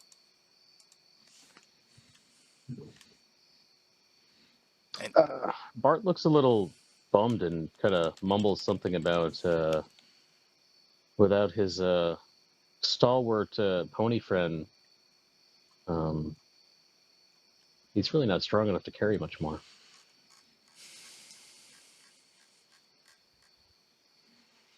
What are you trying to carry? Well, Is that you thinking out loud? Yeah, he's thinking out loud because when we boarded the ship, we I think when Lost your we pony? left the ship to go to the island, yeah, I left a bunch of stuff in pack saddles and things, but That wasn't So, a good yes. move for you. he's wistfully remembering Talmai, the pony. But Yeah. as far as this shop, no, I Sorry. think I'm pretty good. I don't really need anything here. But Yeah, that would have been Very well, that would have then. been some unsettled business, actually, that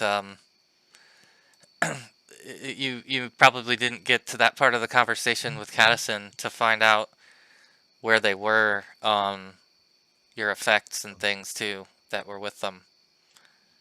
right. Yeah. We didn't get much time with Caddison. And way too little time with Kevin.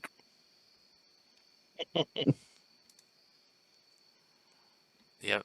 So, anyone else have any needs for this armorer / sort of blacksmith shop? Sure, when Lee's done smoking, she'll cash out her pipe and stow it wherever she stows it. And she'll move over to where those shields are. Trying to keep an eye on Ronnie, too, if I can, but this is more of my league of things that I want. So, sir, I use shields, and I hold up the little round shield on my arm, and I pull it off of my druid hanger, and I set it on the counter or whatever the table he has. I'd like to buy as many of these as you can give me.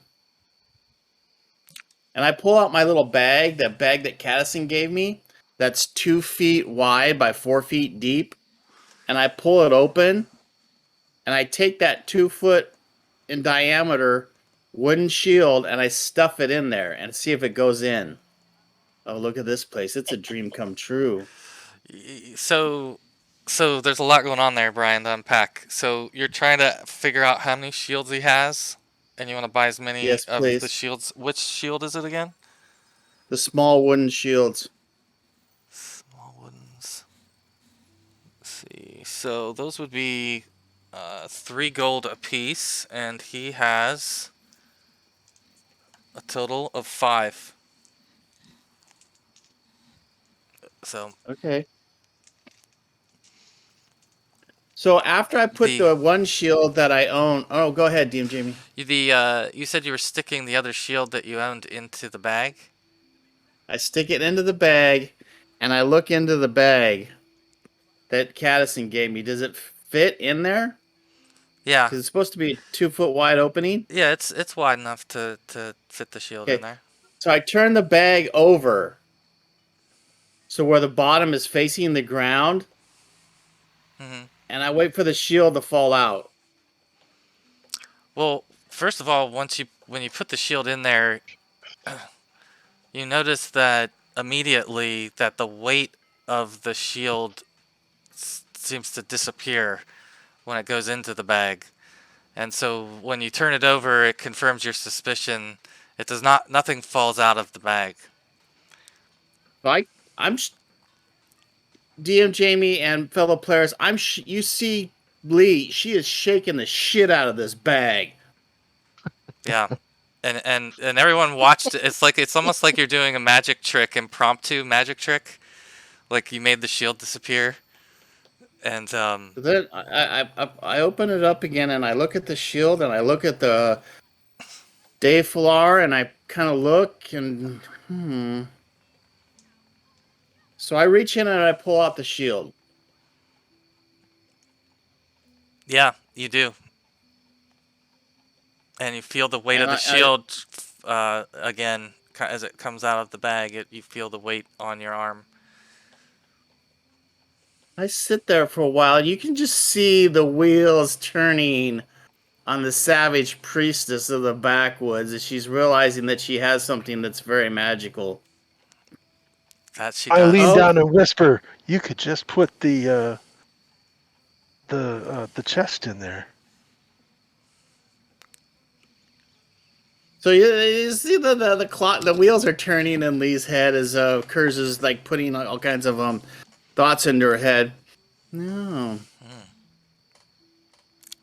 I'm trying, and then my face turns into me trying to get back on the track of what I was thinking about, which isn't that easy. And is I'm a kid in a case candy store here. So he finds these shields and produces the shields for you and All right. watches your little magic trick. He looks at the rest of you. Is there anything else you're in the market for? It's an interesting bag you have there.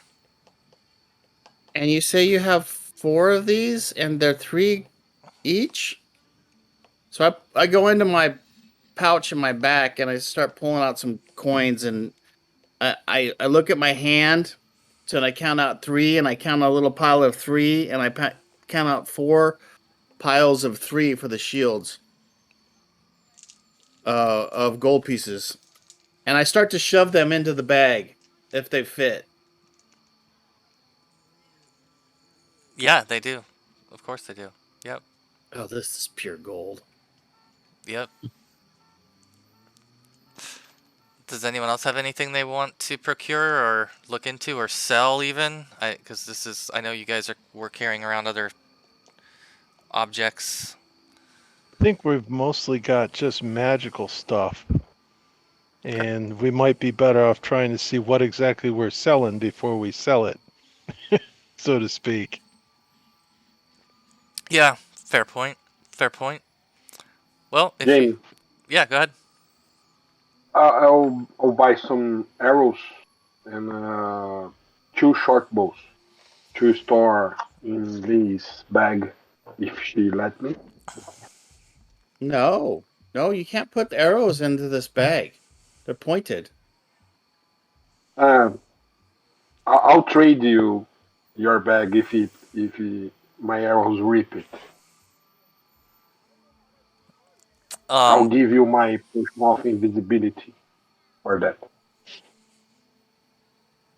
And I'll go search around for something that resembles a club. Sure, you can find a So- club for sale. But hold on, let me back up to Ronnie's looking for a bow.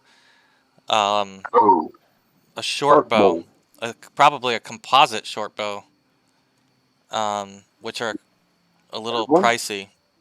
Unless there's a different bow you're thinking of. Short bow, No, 30 composite gold. short bow. I guess 30 30 gold for gold. a regular short bow. Yeah, Is and what- three quivers of arrows. Yep. Yeah, if they're, yeah, you can definitely get 3 quivers.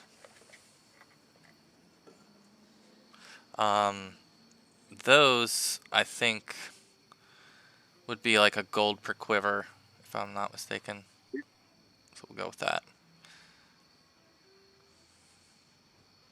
So, sir, we have this sword.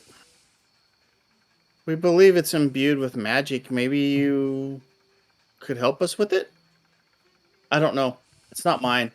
It's metal. And I continue to root through things. I'm just He's I'm just going through his stuff.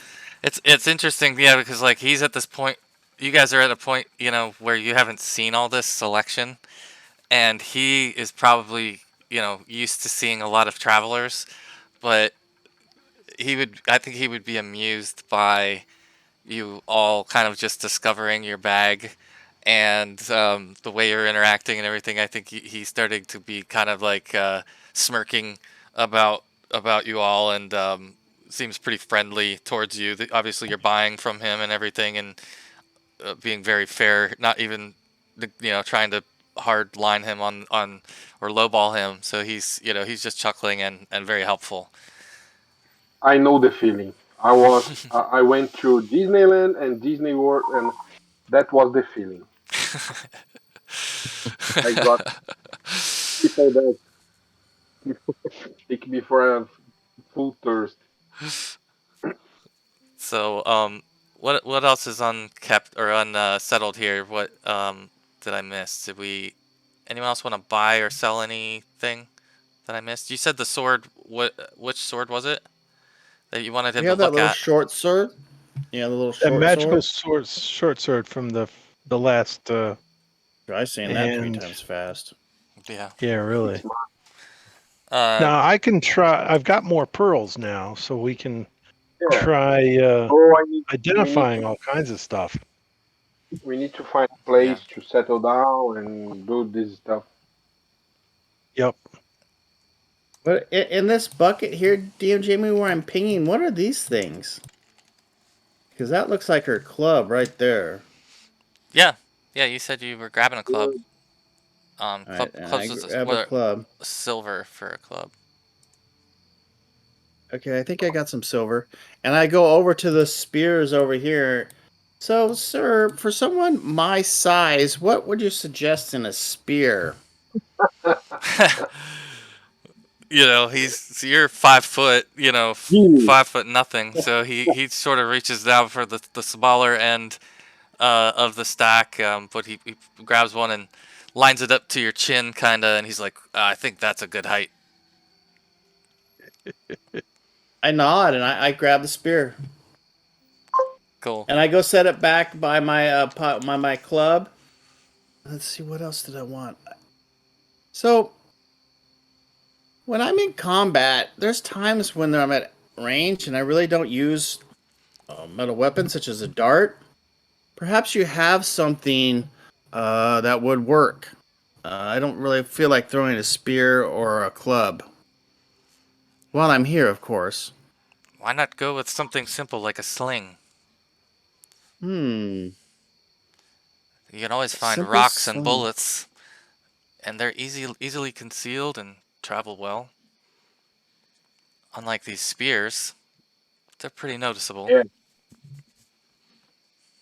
I use my sling in my around my belt. Oh, complete That's a good idea. It looks kind of complicated. Mm. Yeah. Maybe there's something like just that I could use just once. I don't know.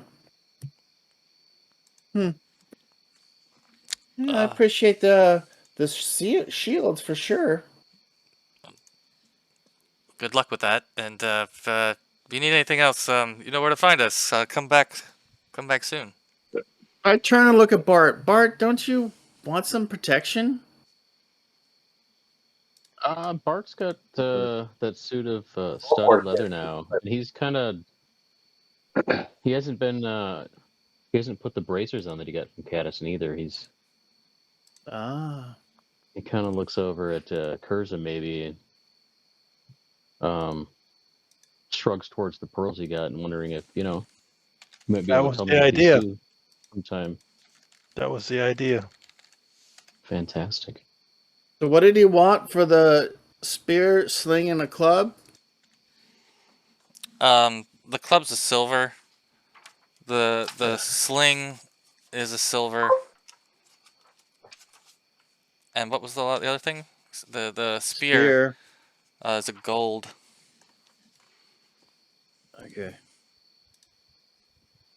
So I pop open the chest, ding, and I pull out a couple gold pieces. I make sure I count them, and then I put them on the table. That should cover my spear, sling, and club, sir. He kind of, so I think one of the things that he was noticing, and he thanks you, and as he takes it, he kind of leans over and he says, I can't help but notice that you look well traveled, and should your time in Raven's Bluff be long enough to want to seek some training with weapons, I may be of assistance with training with some weapons and perhaps some other skills, depending on what it is that you seek to learn. So let me know if you ever have interest in that. I would, but would there be some coins returning to me for that 2 gold pieces? And I thump the chest shut and hold out my hand. He'll like reach down and get you your silver and change, and of course, and hand it over. They have such power. Now, I don't put the coins in my hand away. If I was to look for someone who was trained with weapons to, say, hire out for a time, would you be able to help me with that? And I'll throw a couple of the silver pieces back in his hand. There are those people that hire out like that, correct? Absolutely. There's quite a few folks for hire here in the city. And if I was to ask you to look for some for me, what would that cost? And I'm smiling ear to ear now. For me to connect Putting you, on the charm. For me to connect you with them, a mere gold would be worth the time, because I have some access I can help you with. And if I come back and tomorrow, perhaps, or the next day. So we'll see. We'll see. It's day to day. Every day is different here in the living city. You don't know what you'll wake up to. I open and take out another gold piece and close it real quick and hand it to him. Yes, thank you. The way to the Lusker's Raven's Gate again, please. Yeah, he would kind of give you the direction so that you guys would know general direction from here. And I look around real quick. Does he have any water lying around? My character is continuously thirsty since he'd been poisoned. Yeah, I mean he has water that he He dips I the think hot he's metal in. diabetic. Let me give everyone else a chance if there's anyone else that wants to interact, because Lee is all over the poor armorer. Anyone else have any business with the armorer? Art's just kind of Not off in the corner especially. trying out his new fire sticks to see how well they do at generating plumes of mist and smoke. Oh yeah, yeah. So they would work very well actually, if you're trying to, get your smoke going. Absolutely, you would see that it would light up very well.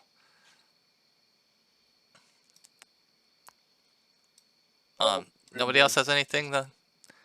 Session on Ravens Bluff streets, walking towards the Luskers and Ribbon Gate.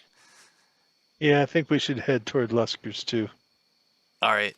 So you guys find your way as you make your way out of the mercantile back onto the street level. You see that it's getting a little bit closer to dusk. The city is moving a lot more now. You see actually quite a few more folks in the Coliseum area moving about, wagons, carts, traders, folks of many races and backgrounds strolling through.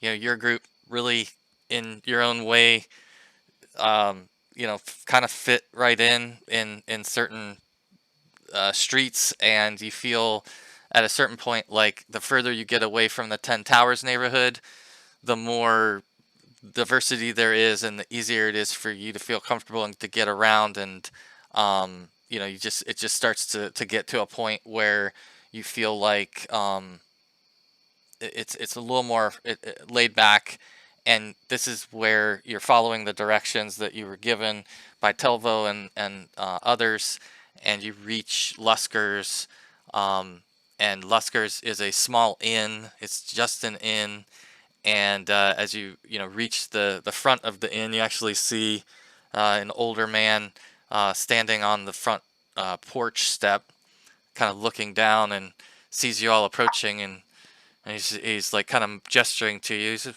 "We have vacancies for travelers. You look quite tired." 4? 4, the 4 of you, of course. Would you like a single room or separate rooms? Something private. I have a suite that has 4 beds and its own living area. If you prefer Ah. that, or you can have single room. I only have a couple single rooms left, though. The suite? How much is the suite? Are you gonna stay for the night or looking for a longer stay? A week, Probably. please. Yeah. Okay. Well, if the 4 of you for the week, I think we can do that for around 18 gold for the suite. I'll pull out 18 gold and give it to the man. All right, this way. Meals included. There's some dry rations about that are for purchase, but not much stocked in the rooms themselves. There's plenty of purveyors down the road, though, for food. So he takes you guys into Hot water for a bath? your suite, and you'll kind of see he's got a fireplace going for you. There's kind of like a sitting area with an eating table. It's all lit. Everything is decorated in the area. Sort of just looks like it's been used a lot, and is in pretty good shape. And you find 4 beds for yourselves, so you are able to at this point kind of have privacy, maybe for the first, and safety and security. But he provides you with 2 room keys to get in and out. That's all he has. So you guys can decide what you want to do there. But he says, "Good day to you," and we will stop by probably tomorrow afternoon to check on you. I'm Lee. Bayesian Lee, Joanna. And your name, sir? I'm Rusker. Are you the landlord? I am. Oh, well, thank you for taking us in. Thank you for your business. The living city will be kind to you, I think. Most excellent. Well, good night then. Yeah, so you guys like get the sense, there's like some hallways that are outside from the front, and there's several rooms that you passed. You get the sense that, a couple of the rooms were in use, a couple weren't. So it's not completely filled, but the room that you have is like on the ground level and seems like one of the really nicer ones from what you saw. And, again, you come in and you feel pretty comfortable. So I'll let you guys take care of whatever business you want to take care of. What would you like to do? Bart's probably just gonna sit down and do some meditations and maybe pass some cure lights on himself. He's still kind of beat up. Yeah, so definitely any healing that you wanted to do. And what we can kind of do here, I think, is everybody's going to need some healing, I think, and some training.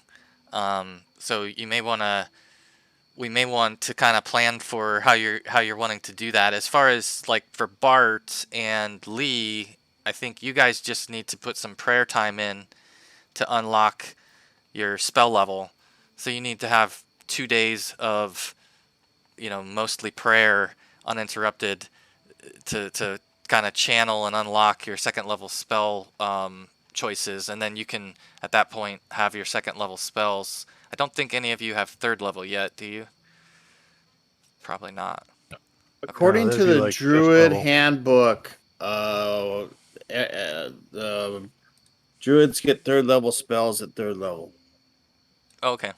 Yeah, so you can do that for so you guys need 5 days really of, a lot of prayer to do that so that you can unlock second level and third level spells for yourselves. And then You get for third level spells? yeah, he was just saying that at third level they get a let's see. It's all I'm not saying that. I'm saying the Druid Handbook is saying that. Oh, well here. I have the I think I have the druid spell. Maybe I don't. I don't. Damn it. I have the wizard spell progression on here, but I don't have the priest. I can drop it into the. I can screenshot it and drop it into the It's Discord. the same. It's not the same as the priest. No, and I don't get the No. Wow. cure light isn't first level. Yeah. This what's his name? Oh, David Pulver, and he's wrote a bunch of other stuff too. It wasn't this. He was just some one-off guy that's let's talk about the Druids. He's got a ton of other books he's authored as well. David Pulver gets a mention at Jamie's. That's awesome. So Chris, I'm sorry, we're trying to figure out what's the spell level for a priest. What do you guys get? Well, I mean, either way, we know that you need 2 days, right? And for you, Chris, it boils down to like if you're gonna try to learn the color spray spell from the scroll that you have, there's some risk involved there, where you have to make a check to basically try to learn the spell, and so we can do that. You can seek out also other training to get trained on other spells from local wizards. I know you're talking about the Wizards Guild. That's something that you'll want to check out. But if there's anything like that that you guys kind of want to tee up, it seems like everybody's got sort of a queue of downtime things that need to happen. And if we can get all that teed up before now and the end of this session, then we can process all that and start next session with your training Did I behind you. need specific training from any mages or just For copying the spell and learning the No, spell from the just scroll, you don't need to. But for if you Okay. want some other access to learn other spells, you would need to go and find someone that knows those spells who can teach them to you. Oh, okay. Okay, because I have no second level spells, but I have second level spell slots. Yeah. Yeah, so you could go and probably one of the things you'll want to do is find someone who can teach you second level spells, and then I can tell you what they have in their spell book, and you can decide which of those you want to try to learn. So those, Yeah, but I don't think I have the cash to right? Well, pay them. we can sort of we should figure that out. So I think it's gonna be 200 per spell because it's 100 per level. Yeah. So But I could learn the second level spells on the fly if I happen to find a scroll with more spells in it. you could try, yeah, definitely. Okay. I didn't Yeah. know if I needed to quote unquote train just to be able to learn a second level spell. No, no, Okay. no. You don't. But only. Yeah. I mean, the circumstance is that you need to find that spell or someone that knows that spell. So, yep. Okay. All right. That's not a problem then. Basically, I've got three pearls, which means I can identify 9 items. That's right. That's right. Yeah, so Bart needed the bracers identified. Short sword. Did Beglin Yeah, have anything magical that needed to be identified? Bayesian. I Sorry. thought you used up those pearls when you cast these spells. He just Why bought. do I we did, buy but more? He just bought 2 more. I received one from Caddison and bought 2 okay. more because we have a lot of stuff No, to that's identify. fine. I was just wondering if we used them up. It sucks. No, I Yeah, don't. they do I'm a get druid. consumed. I have leather armor and a shield and a spear and spells. Okay, so the only other thing we have is this amulet worth 1,000 gold, and the Yeah, sword. The sword. Now, is that the sword you're using, Ronnie, or Yeah. is it a separate one? Because it's left in the Oh, inventory and loot box. no, I took it out last week. Unless someone put it out again. And maybe there's a second one. No, there's only one. I know that. Okay. This is like a. I added to my character sheet. Okay. A real city. And I see the pearl the here, so that's iron, gone. short sword, magical, not identified. Does it help your chances to identify if you level up actually, like train or whatever? Yeah, does that Well, I'm increase 3rd your level chances at all? now. I just have to level up. So I've leveled. I'm 3rd level, so that's a 30% chance. And I have the ability to do 3 different items now with one use Pearl. of a pearl. It's the short sword from the Carrion Crawler's treasure. Right. Yep. Okay. So if you just wanna, if you could just make a list of everything you're casting, identify on. The I think. greenstone amulet. All right. So we're going to do identify on the Sword. magic short sword. And what else? The amulet Bracers. with the green gem. Yep, Greenstone amulet, short sword, and Bart's bracers. Correct. Yeah. Bracers.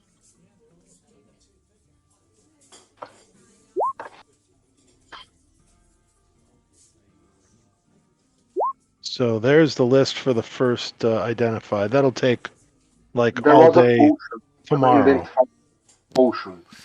Yeah. So we'll do like some hand wave stuff here, and that's kind of what I was hoping, to figure out. So you're gonna do identify pretty much over the next 48 hours or 24 hours is gonna be 24. That'd be 8 Yeah. hours on the 8 hours on the following day.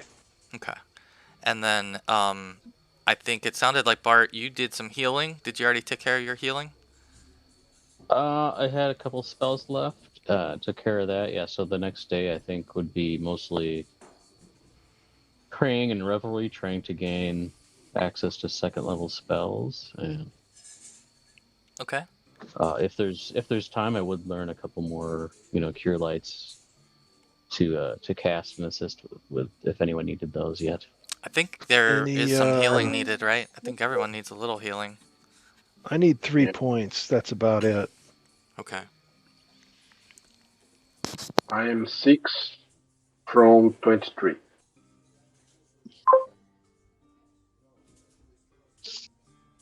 Yikes.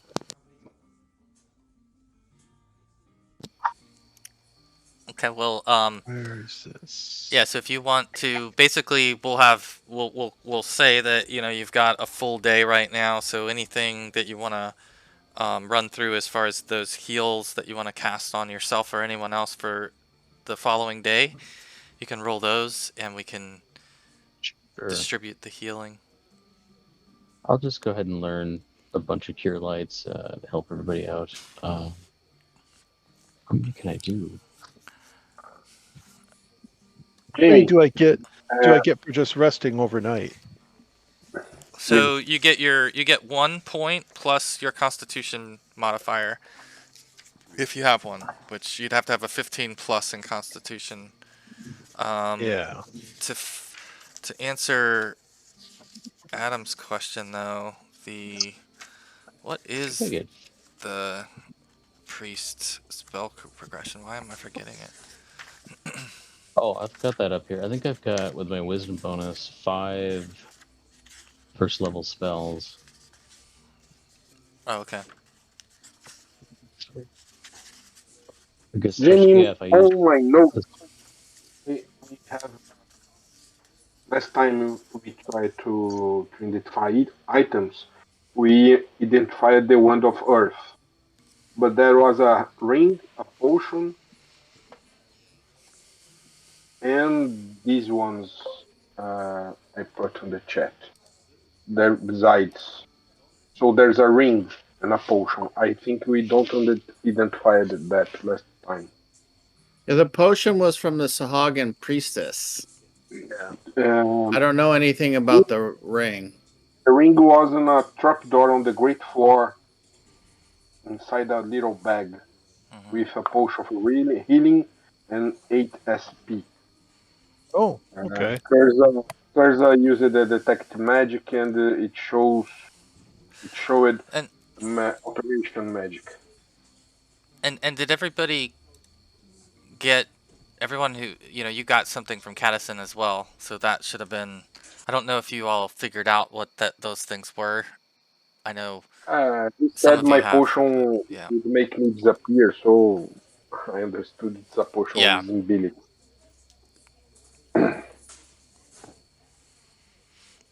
Okay, so that's looks like we have then the healing. If you want to roll for that part, you can start casting. You can do 3 first level because you're still 3rd level right now. Well, you're going to be 4th level, so let's assume you're 4th level as far as that's concerned. So you would have 3 first level and 2 second level. and I do got, with the wisdom bonus, actually 2 to each of those added. Oh, nice. Okay, so So that yeah, should be, 5 and yeah, it was 5 and just 4. Yeah. ready to get back to the right script, get too many windows open. I started doing pop-outs for all the stuff I needed, and now I don't know where to go. It happens. There it is. Okay. Vision, let's see. Is that just a slash roll?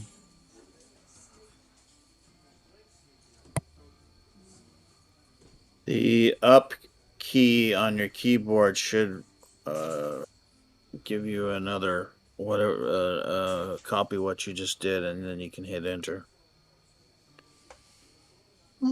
If that makes any sense. Ouch. Yeah, well, it's better than nothing.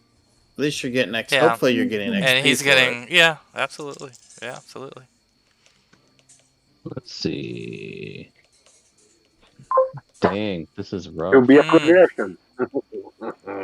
So that's all right.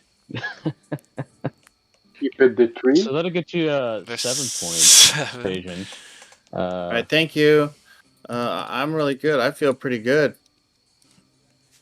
I think you're still down more than anybody else, though, aren't you? Like, nah, we better give some to Ronnie. 8.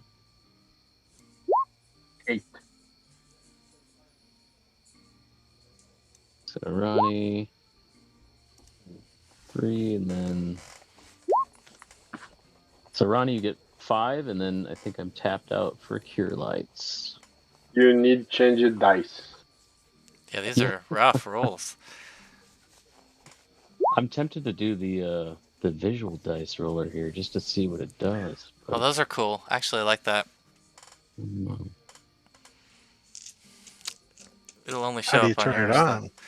on? Go under your settings, and it is dice options. Enable 3D. Oh, I see. And then when you roll, you'll see them spill on the screen. It's pretty cool. Maybe that'll be the magic trick to get these things to improve. to roll a little better. Yeah. Maybe like when you've got, a bad streak going, you got to toggle that to break it. Nice charm.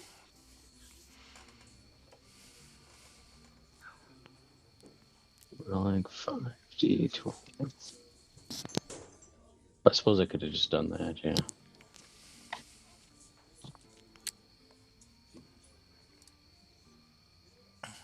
Okay, so looks like who else, or did you have a second level spell? You don't have those yet. Okay, so I think you have all the healing done, and the list of things that we were doing starts with magic sword.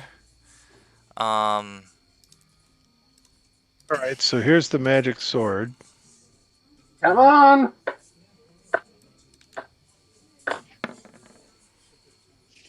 23, or is 32? 32. What did you need? It was what was it that you need? Is it 20 30. or 30? Oh shit. I'll tell you what. You have astonishing fortune, and I will let you use them here if you would like to. Let's do that again. So, someone want to track that? You got 4 of them for this session, so that'd be a good way to use them. 70. The wrong Oh way. my word. All right, you got to keep turn using the visual. Got to turn the visual dice on now. Yeah. The dice are mocking us. Evidently. Last time they mocked Jamie, now it's our time. So, do you want me to use a second astonishing fortune? See, I can't roll bad if I don't roll. That's what I learned. So I just made you guys do all the rolling this session.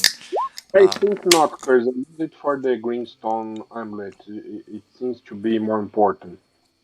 All right, we'll just go to the greenstone amulet then from here.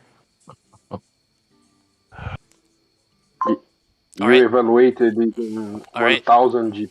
It should be great. So the greenstone amulet, go ahead. Oh, Damn, back to back 88 88s. again. Jesus. All right. that one I think I do want to use an astonishing fortune on, just because it's worth so much. Go for It's it. probably got some powerful magic onto it. Mm. Come on. Wait. Come on, what the Oh no way! How in the hell? what are the odds of How the- rolling the same number 3 times in a row on 1d100? Wow. Hell with these visual dice and shit. Holy I've cow. Very That's One wild. more. No way. That's wild. You have one more. At least it wasn't 88 though. So And the last one? What's the last item? well you had some other things The listed here. bracers. Yeah, bracers. Oh, the bracers. Yeah. Racers. How many can you do? Do you want How many can you do, Kurza or Chris? 3 items? So Okay. and Well, we do you want me to use the last of the astonishing fortune on the amulet? Yes. Use them Sure, give all. it a try. All right. Last try on the amulet. yikes. Jeez, it doesn't want to be identified. No, it's being hard to get. All right, let's try the I think bracers. you are Curtis.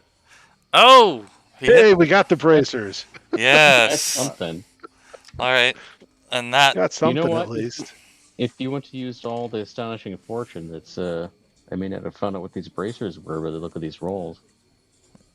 Yeah, You had to get really. all those bad ones out of the way. Yep.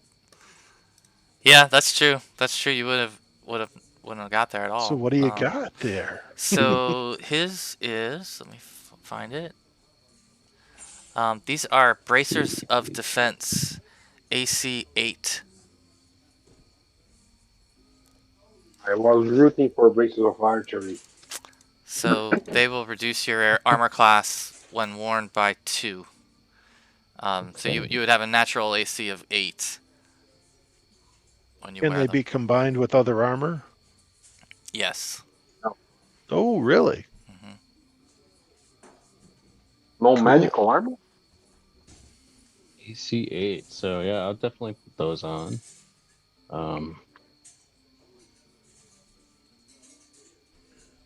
Definite bonus.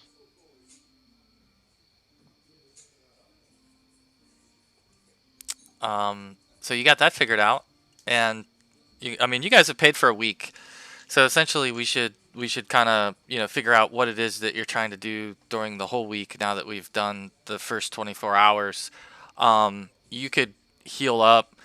I don't even think we have to make you roll at this point because you would have a week of rest. You would have the ability to do your spells every day.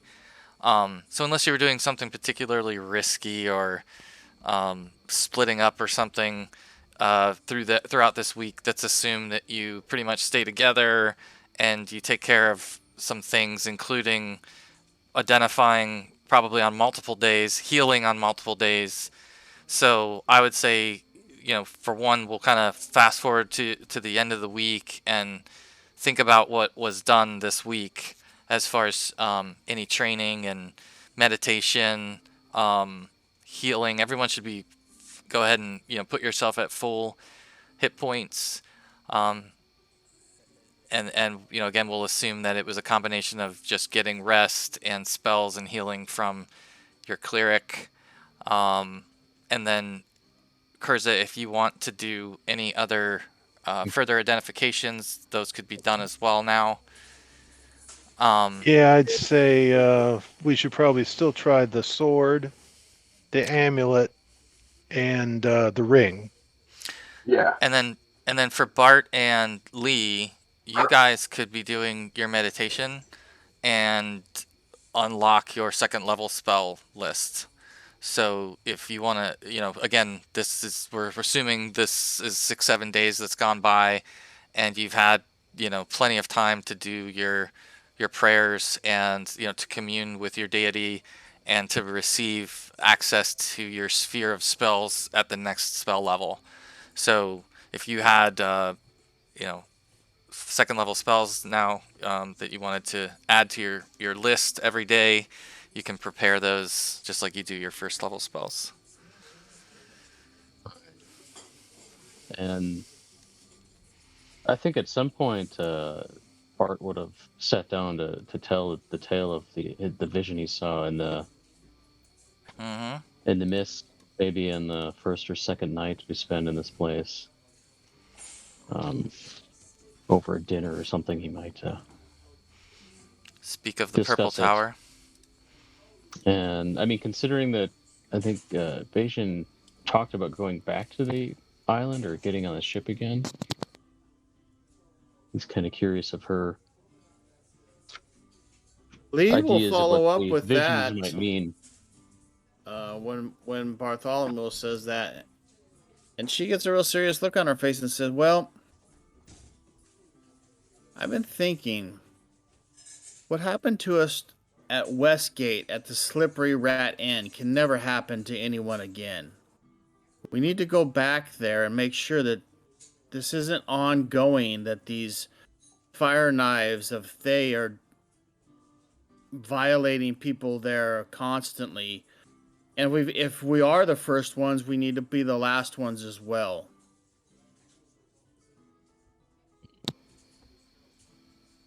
I don't know if the inn actually had anything to do with it. It was probably just because we were there. Yeah. I think we first need to know what really happened, why it happened, and I agree how with we that. can undo it. I would After love that, to know what I happened. think, yeah, we Is there need to some sort know of how to undo it. Hmm. Is there some sort of spell or magic that we can unlock the past and see it in a certain place to know who did this to us? That's the only way we'll ever know for sure what had happened. Yeah, but I don't know if we have powerful enough access to those powerful spells for that as of yet. But it can be done. I think cutscene will help us. We just need to Find get to him. the again. So, I love it. I love the the thought of figuring out what's going on. Um, do you want to I think you have a couple more identifies to roll. Um, we can do that, and then I think the other thing I want to do is give you guys a chance to do training for non-weapon proficiencies. Now that you're here in town, you'll have access to folks who can train you on various things. I think there's also a case to be made for some of the non-weapon proficiencies being learned on the job. So everyone at this point who's leveled up, and you guys should really make sure you're fully leveled up. Like you've got your hit points all the way, you've got your spells now unlocked for the next level. I want to make sure you get your weapon proficiencies if you've got any that you want to train for, and any non-weapon proficiencies. This is going to be the best place to kind of fit those in and do a little catch up. So think about that, and then if you want to Curza roll for the identify, we can we'll go from that, and then we'll figure out what training you guys wanted to procure. I got no training I need then. Okay. Because I don't get any weapon proficiencies yet, and I don't get any non-weapon proficiencies yet. So. Oh, because you're on 3rd level. Okay. Yep. Okay. Yep. Well, here's the big question: what does it cost to train a non-weapon proficiency? Which one? Which one do you Any want? of them? Which one do you want to train? They're not all the same price. They're not. They're Oh. not all equal. So I think we need to do the split of the gold first. that's true too. So how about we do the identifies, and then you can do some gold splitting. Come on, Karza. All right, Roll these let's start off with that amulet again. Just a quick one. So yeah. So to be clear, then, so you've burned up one of your pearls, and now we're This on. will be the This will be second the pearl. second pearl. Okay. All right. You're good. Go ahead. So you can roll for the amulet. So I'm burning the new ones, so to speak. So Yeah. amulet. come on, Yeah. baby. Got it. Oh wow. All right. Let me double check this. None of that 3D crap for me. I gotta refresh here. Old school style. That's right. Just show me the results. None of this flashy 3D stuff. Okay, just remind me, where did this amulet come from? Just so I'm making sure I'm in the right spot. Doesn't remember? That is nail. We Wasn't- need an egg. What was that? I missed that. An old saying here in Brazil. I don't care if the duck's male. I want an egg. Yeah, I just, does anyone remember where we got the amulet? Because I just want to make sure I'm looking at the right place here. Greenstone Uh, amulet, valued at 1,000 GP. We found it. Oh, On the okay. island, I Okay. think. Yep. Okay. I Is this have. session 6 all the way back to Got it. I got it now. Yep. Okay. So it green? is. Yeah, green gem. Yeah. Let me There's go the to the green gem, the description. green amulet, from two different things. Okay. Well, So they're maybe I need attached, to, so if I have the amulet written down. an amulet with a green Okay, gem on it. go a little back. Little. The green gem is from 6, though. Okay. It is actually. Greenstone amulet. It was an abjuration magic.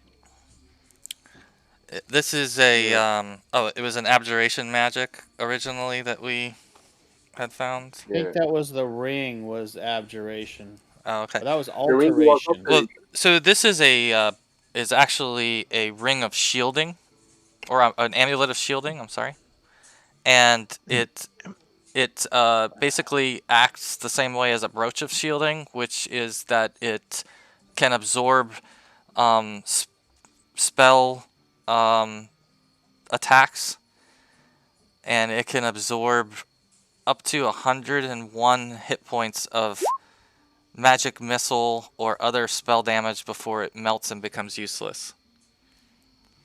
Wow. Like fireballs, lightning bolts, and such. Yeah, so it's gold with a green jewel set in it. And Yeah. yeah, so it basically absorbs magic missile and some other spell and wand effects up to Does it, 101 hit points. Okay, but not area effect like fireballs and things? No. Mm-mm. No. Okay, so it have to be directed at the wearer. Yeah, correct. The priestess, this Sahagin priestess had it. Ah, Belonged to the Sahagin priestess. Yep. So that's the amulet. You, Where we find the Earthsake chain. the fun part let's is try. the fun part is you're gonna get a lot of XP this session. Really, actually, when that you might not realize because we're identifying all this stuff, and I'll be able to give you. Oh, that's 10 hit points for somebody. 8 actually. Oh, okay. Yeah, I Well- don't need any, so it's up to Bajan and Ronnie to. Oh no, that was for Get his. healed That's up. that's for his new hit points for level 4. He's adding Oh, them now. cool. Yeah, you might as well. I Dang. didn't make Yeah. a whole I mean, 2 that and an 8. works. I'll take the 8. Yeah, definitely. That's awesome. You needed it. Let's roll for this. Do you want to That roll brings for me the to sword? 30. Ooh, priest with 30. That's pretty good. That's pretty daring Take good. some all right. shots. I tend to burn through them pretty quick, so might be useful. Yeah, but you got those bracers to help ward off some of that damage now. That'll help a little bit. Hmm. Hopefully, yeah. Oh, And I you thought had I other that armor too. too? I do. It's a tenuous relationship though, because I, with the priest specialty that I took, I actually can't cast spells if I'm wearing the armor. Oh, okay. So I Yeah, think I need definitely. to- Yeah, he's got a bad situation a- there, yeah. but that is gonna help you quite a bit, I would think. I might Yeah, just go that should buy. help. Maybe I should just get a shield and a mace and forget about the studded for now. That might be I'll think about that Yeah, too. So. that's true too. Well, you can go ahead, Chris, if you want to do another one. Another Ronnie's roll or sword. not, it's up to you. Let's see. Here we go, Rodolfo. Oh, maybe not. But the ring is next. 2/3 of a beast. Oh, not for the ring either. No. Well, we got 1 for 3 Yeah. and 1 for 3. That's How about right. very About 30%. 30%. yeah, There you it's go. stuck straight odds indeed. Mm-hmm. So we Now found the amulet. Dice are rolling the way it should. Yeah. You do I'd it. like to use the amulet. Oh, of course, Chris. We all would. Wizards are the most targeted when there's a spellcaster. I think the identifier gets first pick. Because the Well, I can't really. the identifier could, I mean, it'd be funny because Kurza could always be like, "Oh, this doesn't really do anything too much." You know, he could just say anything he wanted about it.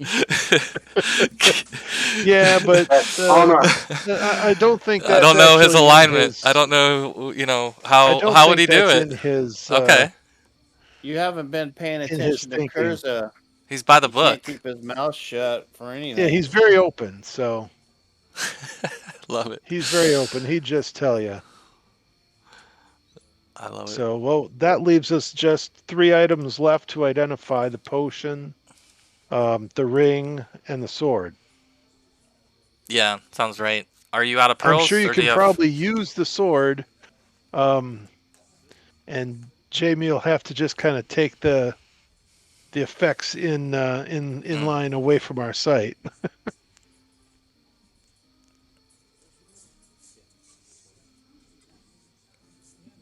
So you have one more pearl, right? Yeah. All right. Oh well, I was either that or we do it again at the next session when we have more astonishing fortune. Yeah, well, I mean, you know, again, you may choose to stay longer, and you know, the other thing we'll do. Does anyone have non-weapon proficiency training that they want to pursue? If you do, let me know. I think Ronnie, you should have several, and you need thief skill training, or you wanna increase your thief skill, you know, training. So, you know, what we'll do. 1 weapon proficiency and 1 non-weapon proficiency, and about 240 thief skill points. Yeah, so those points you can get, I think, without training, the thieves points. Let me double check that. No, I'm wrong. No, you do need training. So yeah, so you'll be able to find training here, you know, for any skills that you're looking for. But just let me know, you know, other than the thief skills, what it is you're wanting to learn as a non-weapon proficiency. So if you I'm staring at the book right now, and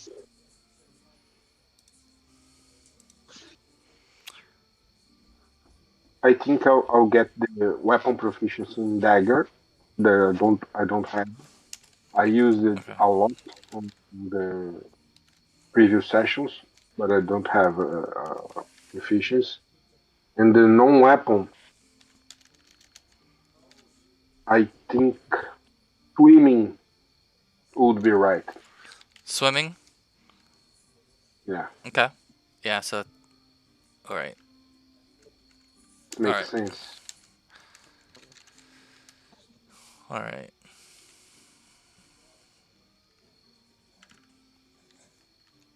Yeah. So it's gonna cost you 20 gold for each. So a total of 40 gold to get training for those. No problem. They're pretty easy to find those skills around. Those are pretty good common ones. Anyone else have any non-weapon proficiency training? None for me. Okay. What about our clerics? Are you guys full on your proficiency? Let's see. I think Bart, if when we process or if we're processing the level up, we'll get 1 weapon proficiency, but I don't know that he will spend it quite yet. I'm not sure what he would spend it on, to tell you the truth. Okay, yeah, that's something you can think about. Take a look and see if there's something that you think he might want or need to add to his arsenal, and we can sort I of, think he figure that out. Yeah. he would during the week like to attempt to barter off the studded leather for the medium shield and a footman's mace if you could find one. Yeah, and Lee wants to go back and see, what's his name again? Dave Falar. Yeah. Dave Alarm. Yep. So we can go there together and start to look to Sure. hire some shield wall. There you go. And as far as Yeah. my And you, Adam, you can. Yeah. I'm sorry. You can do that. So any of those like simple buys or anything like that, just use the player's handbook pricing. Gee. If you're trading in or selling something, you're gonna get half price. Keep in mind. So Okay, feel free I'll to see where feel where free I to do end that. up. And then for the training, if you're trying to train in it, if it's sort of the size of the weapon that will determine the cost more than anything, unless it's a really rare weapon. But typically, it's just the size of it that's gonna, drive the cost. So for something small, short sword dagger, it's gonna be like 20 gold. Something larger like sword, spear, maybe would be 30, and then a large weapon would be 40 gold. So something that's taller than Bart would cost 40. So that's about the range, depending on what you want. So you can take your time and figure out, what you want to train and add that to your sheet, between now and next time. And everybody feel free to do that. So if you've got training or not training, but equipment that you need to switch out, use those same rules. Go ahead. Did we split up the gold yet so that we if we do make good point. any Good point. equipment adjustments, we know what we have to work with So where are we at with the gold? properly. Because I owe Kurza 1 gold piece, and probably some cut of what we had in the chest for appreciation of the identifies, at least. Yeah. So you guys spent 225, and then you dipped into it more after that. What's the current balance? Who's tracking that? we lost 225 in the first shop, and then I used 3 at Dave Falar's. Well, you used That's 12. 772. You used 12, right? Because you bought 4 spears. I had that money left over Oh, okay. I got you. Okay. from when I started. I never really spent it. Or I'm sorry. So it'd be. Held on to that money like it was life. 772 is what we got left then. Yeah, 772. That's what I meant to put. Yep. You want me to roll for the identifies before, or split everything up first? That's up to you guys. Whatever way you want to go. Well, let me say that we kind of. Well, I wrote that when Mike was asking about money to level, that he would have 100 gold pieces. And I think that we take the 150 for the pearls right off the top. And I know how this is going to go over, but that's my thoughts on it. I don't understand this. Before you split You it remember up, just Mike? take the pearls out of the. Okay, let's hit the Mike Mike point first. What's up with Mike? Mike said he's probably coming back, and I kind of told him in Discord that we'd have 100 gold pieces for him, his character to level up. Well, I'm sure you guys. If Mike shows up, I bet you guys could produce 100 gold. Regardless of this distribution. unless you all go out and blow it all right away. But I'm not gonna. I don't think you plan should. to. I don't think you should factor in 100 for him at this moment until again, when you see him, then you'll realize, okay, maybe we'll dig in our pockets and help him out. But it doesn't make any sense to add him in at this point. So, what else about the gems? What's the second point about the gems that you're talking about? There was something about taking the gems off the top. Just No, I take the think there's price a of the pearls off the top because we all kind of use those. 150. For the, Oh, I see. Because that benefits everyone. You don't want to. Right. Okay. But see. I had a personal benefit taken out already of the 100 for the scroll. So, Oh, I see. but we got 772 divided between the four of us is going to be Yeah. 193. Oh, is that right? So I get 93 and everybody else gets Oh yeah, 193. Sorry. the remainder. oh, you're confusing me with that. How about 850 split 4 ways? Okay. And if you spent 50 or whatever, that's your money. Well, where's the? So 112 for me and 212 for everybody else. And Oh, I got you. Okay. so everybody So, gets 850 divided by 4 is what we're doing. yeah. That works. Anybody says no, now's your time to do it. I give 1 gold piece back to Kurza and a thank you. Okay, I owe 3 to the thing, so there's the 3 back. And then there's 2 gold pieces left over for you guys to fight over. Or we put the 2 gold back into the loot bag. Well, the loot one thing is inventory and loot. Yeah, so one thing is to like so for the training that we talked about for Ronnie, you'll be able to deduct that now. I don't think there's like a pool of money now, right? Has everything been There distributed? is. Or okay. No, there's like 29 gold. I'll put the spare 2 gold in with the rest of the loot, so we get 31. The pearl in there has already been used. How about we take the 18 for the room out of that, Chris, and we'll just call that even so it doesn't come out of your pocket. Okay. And you then, can have the 18 back. All right. And then we've got All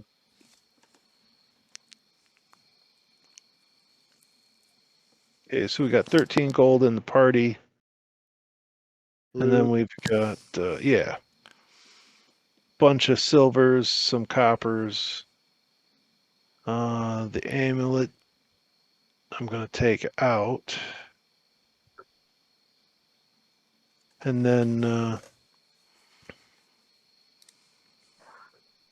let's see. So then we only have to figure out what everything else is. So You've got one unidentified potion from the Zahagan priestess I see in there.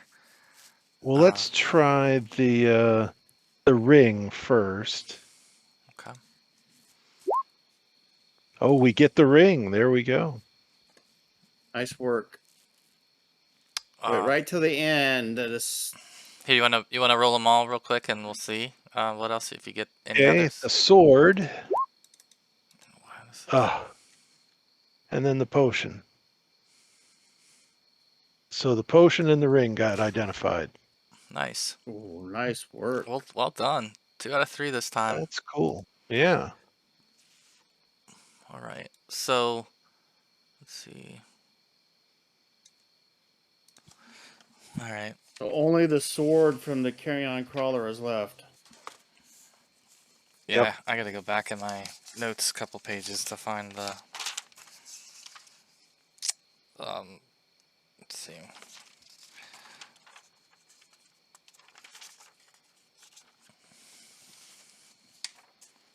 Can almost hear a pin drop.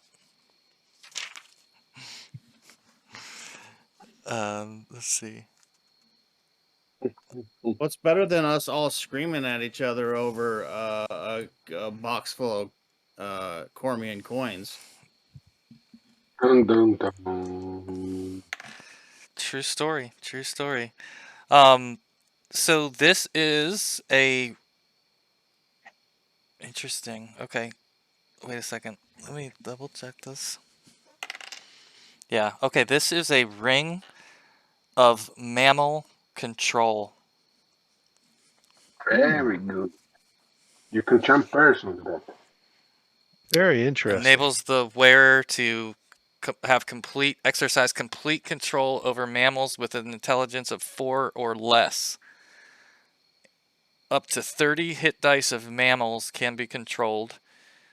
And the wearer's control over the creatures is so great he can even command them to kill themselves. Wow. I've Don't had be characters that were 3 intelligence, and that can be dangerous. So that is the ring. And the potion. Okay, the potion. Let's do that one next.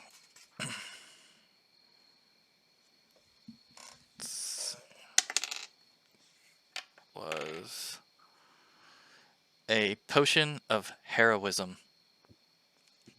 Ooh. It is only usable by a warrior. Fighters. So that would be apparent to you. me. But yeah, I won't bother reading that one. I forget exactly what it gives them. A short Adds 4 levels. If, temporary increase in Yeah. levels. Yep. Temporary increase in levels. So I might as well roll it so that you know what it is whenever, or let me have you roll it. Let's see.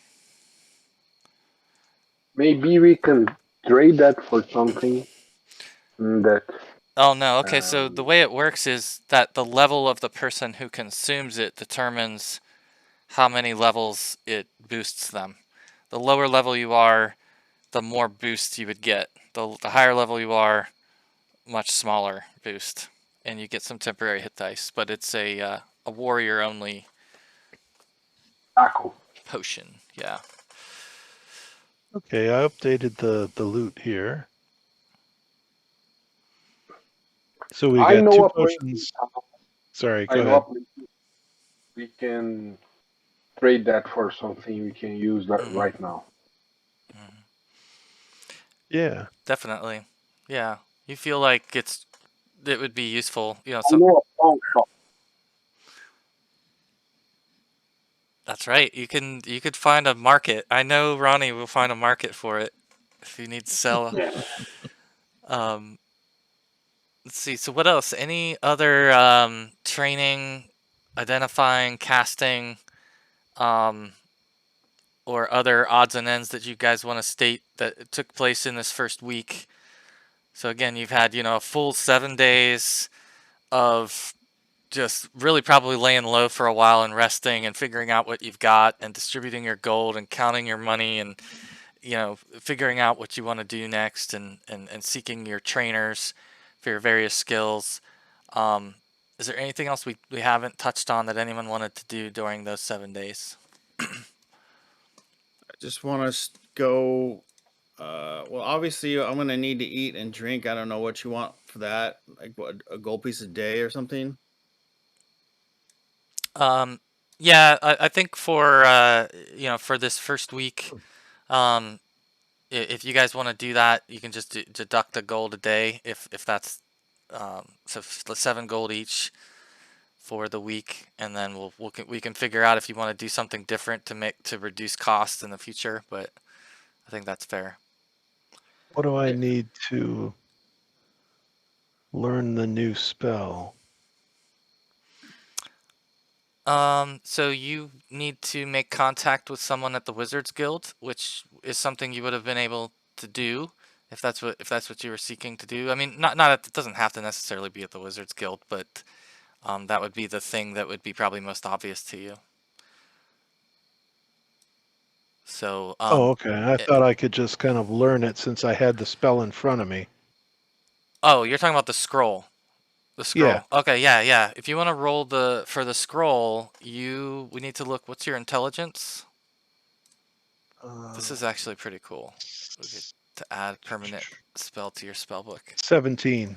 Okay, God, that's perfect. So you have a 75% chance to learn the spell, which means Oh, I that see. Here's the die roll. yeah, and so which means that when you roll this, in the case of the scroll, you're trying to basically um, transfer it into your spell book, which is going to consume it, either way. If you copy it to your spell book, or you fail to copy it, it's going to consume the scroll through that process. So the 75% success means you'll be able to add it to your spell book and then learn it every day or memorize it every day. So Yeah, and I'd have the same chance if I hired somebody to try and train me in it anyways, right? right, exactly. And it'd be probably similar in cost, it just take a lot more time. All right, so Now, priests have all their second level spells available to us after this week, correct? Yeah, We well, don't have to the ones pay for anything. right, you don't have to pay for anything, but you only have access to the spheres, obviously, that you would have had access to. Got it. Oh no, Kurza did not transfer the spell successfully. Unfortunately, during the process of trying to copy it over, something went wrong, and something didn't translate right, and somehow or other it was lost. well, let me just say that bleep sucks. Yeah, that does suck. You've been rolling so good. You were so hot. But Well, we got the You should have important held that one till stuff. next time when you had fortunes. well, True. I'll tell you what. Now that it's been said, if you want to use one at the beginning of next session, but we'll hold that until next session. And then in between, basically, if you guys have any leveling up questions or anything, go through your sheet top to bottom, make sure it's showing everything. I'm going to post the XP for this session. There's a chance that more of you are going to level up. So keep an eye out for that, because you'll get a significant amount of XP, believe it or not, because you're doing these identifications and some other interactions that will give you I think, some boosts. So we'll see where you end up. But Okay. we'll pick up next session, and I'll let you use an astonishing fortune and see if you want to relearn or redo that roll. I appreciate that. Yeah, no worries, man. That's what that fortune is for, and I'm looking for ways to take it from you. So if I can take one at the beginning of next session, I'm happy to do so. But I'm good. Anybody else have anything else they want to say or add before we end tonight's session? Well, if you have a moment afterwards, I have an idea on a backup character. Sure. Yeah. A nice little barbarian. I got a couple things I'd like to write about that my character would like to take care of soon. But we don't have to talk about it. But thanks, GM Jamie. Thanks, everybody. Good times today. Yeah, it was fun. Yeah, Thank thanks. you. Way better than Great getting fun, our guy. butts kicked. Yeah. There's time for that. There's time for that, but I think you guys are in better shape now to deal with it. But thanks everybody for the good session and the good times, and we'll see you again in a couple weeks.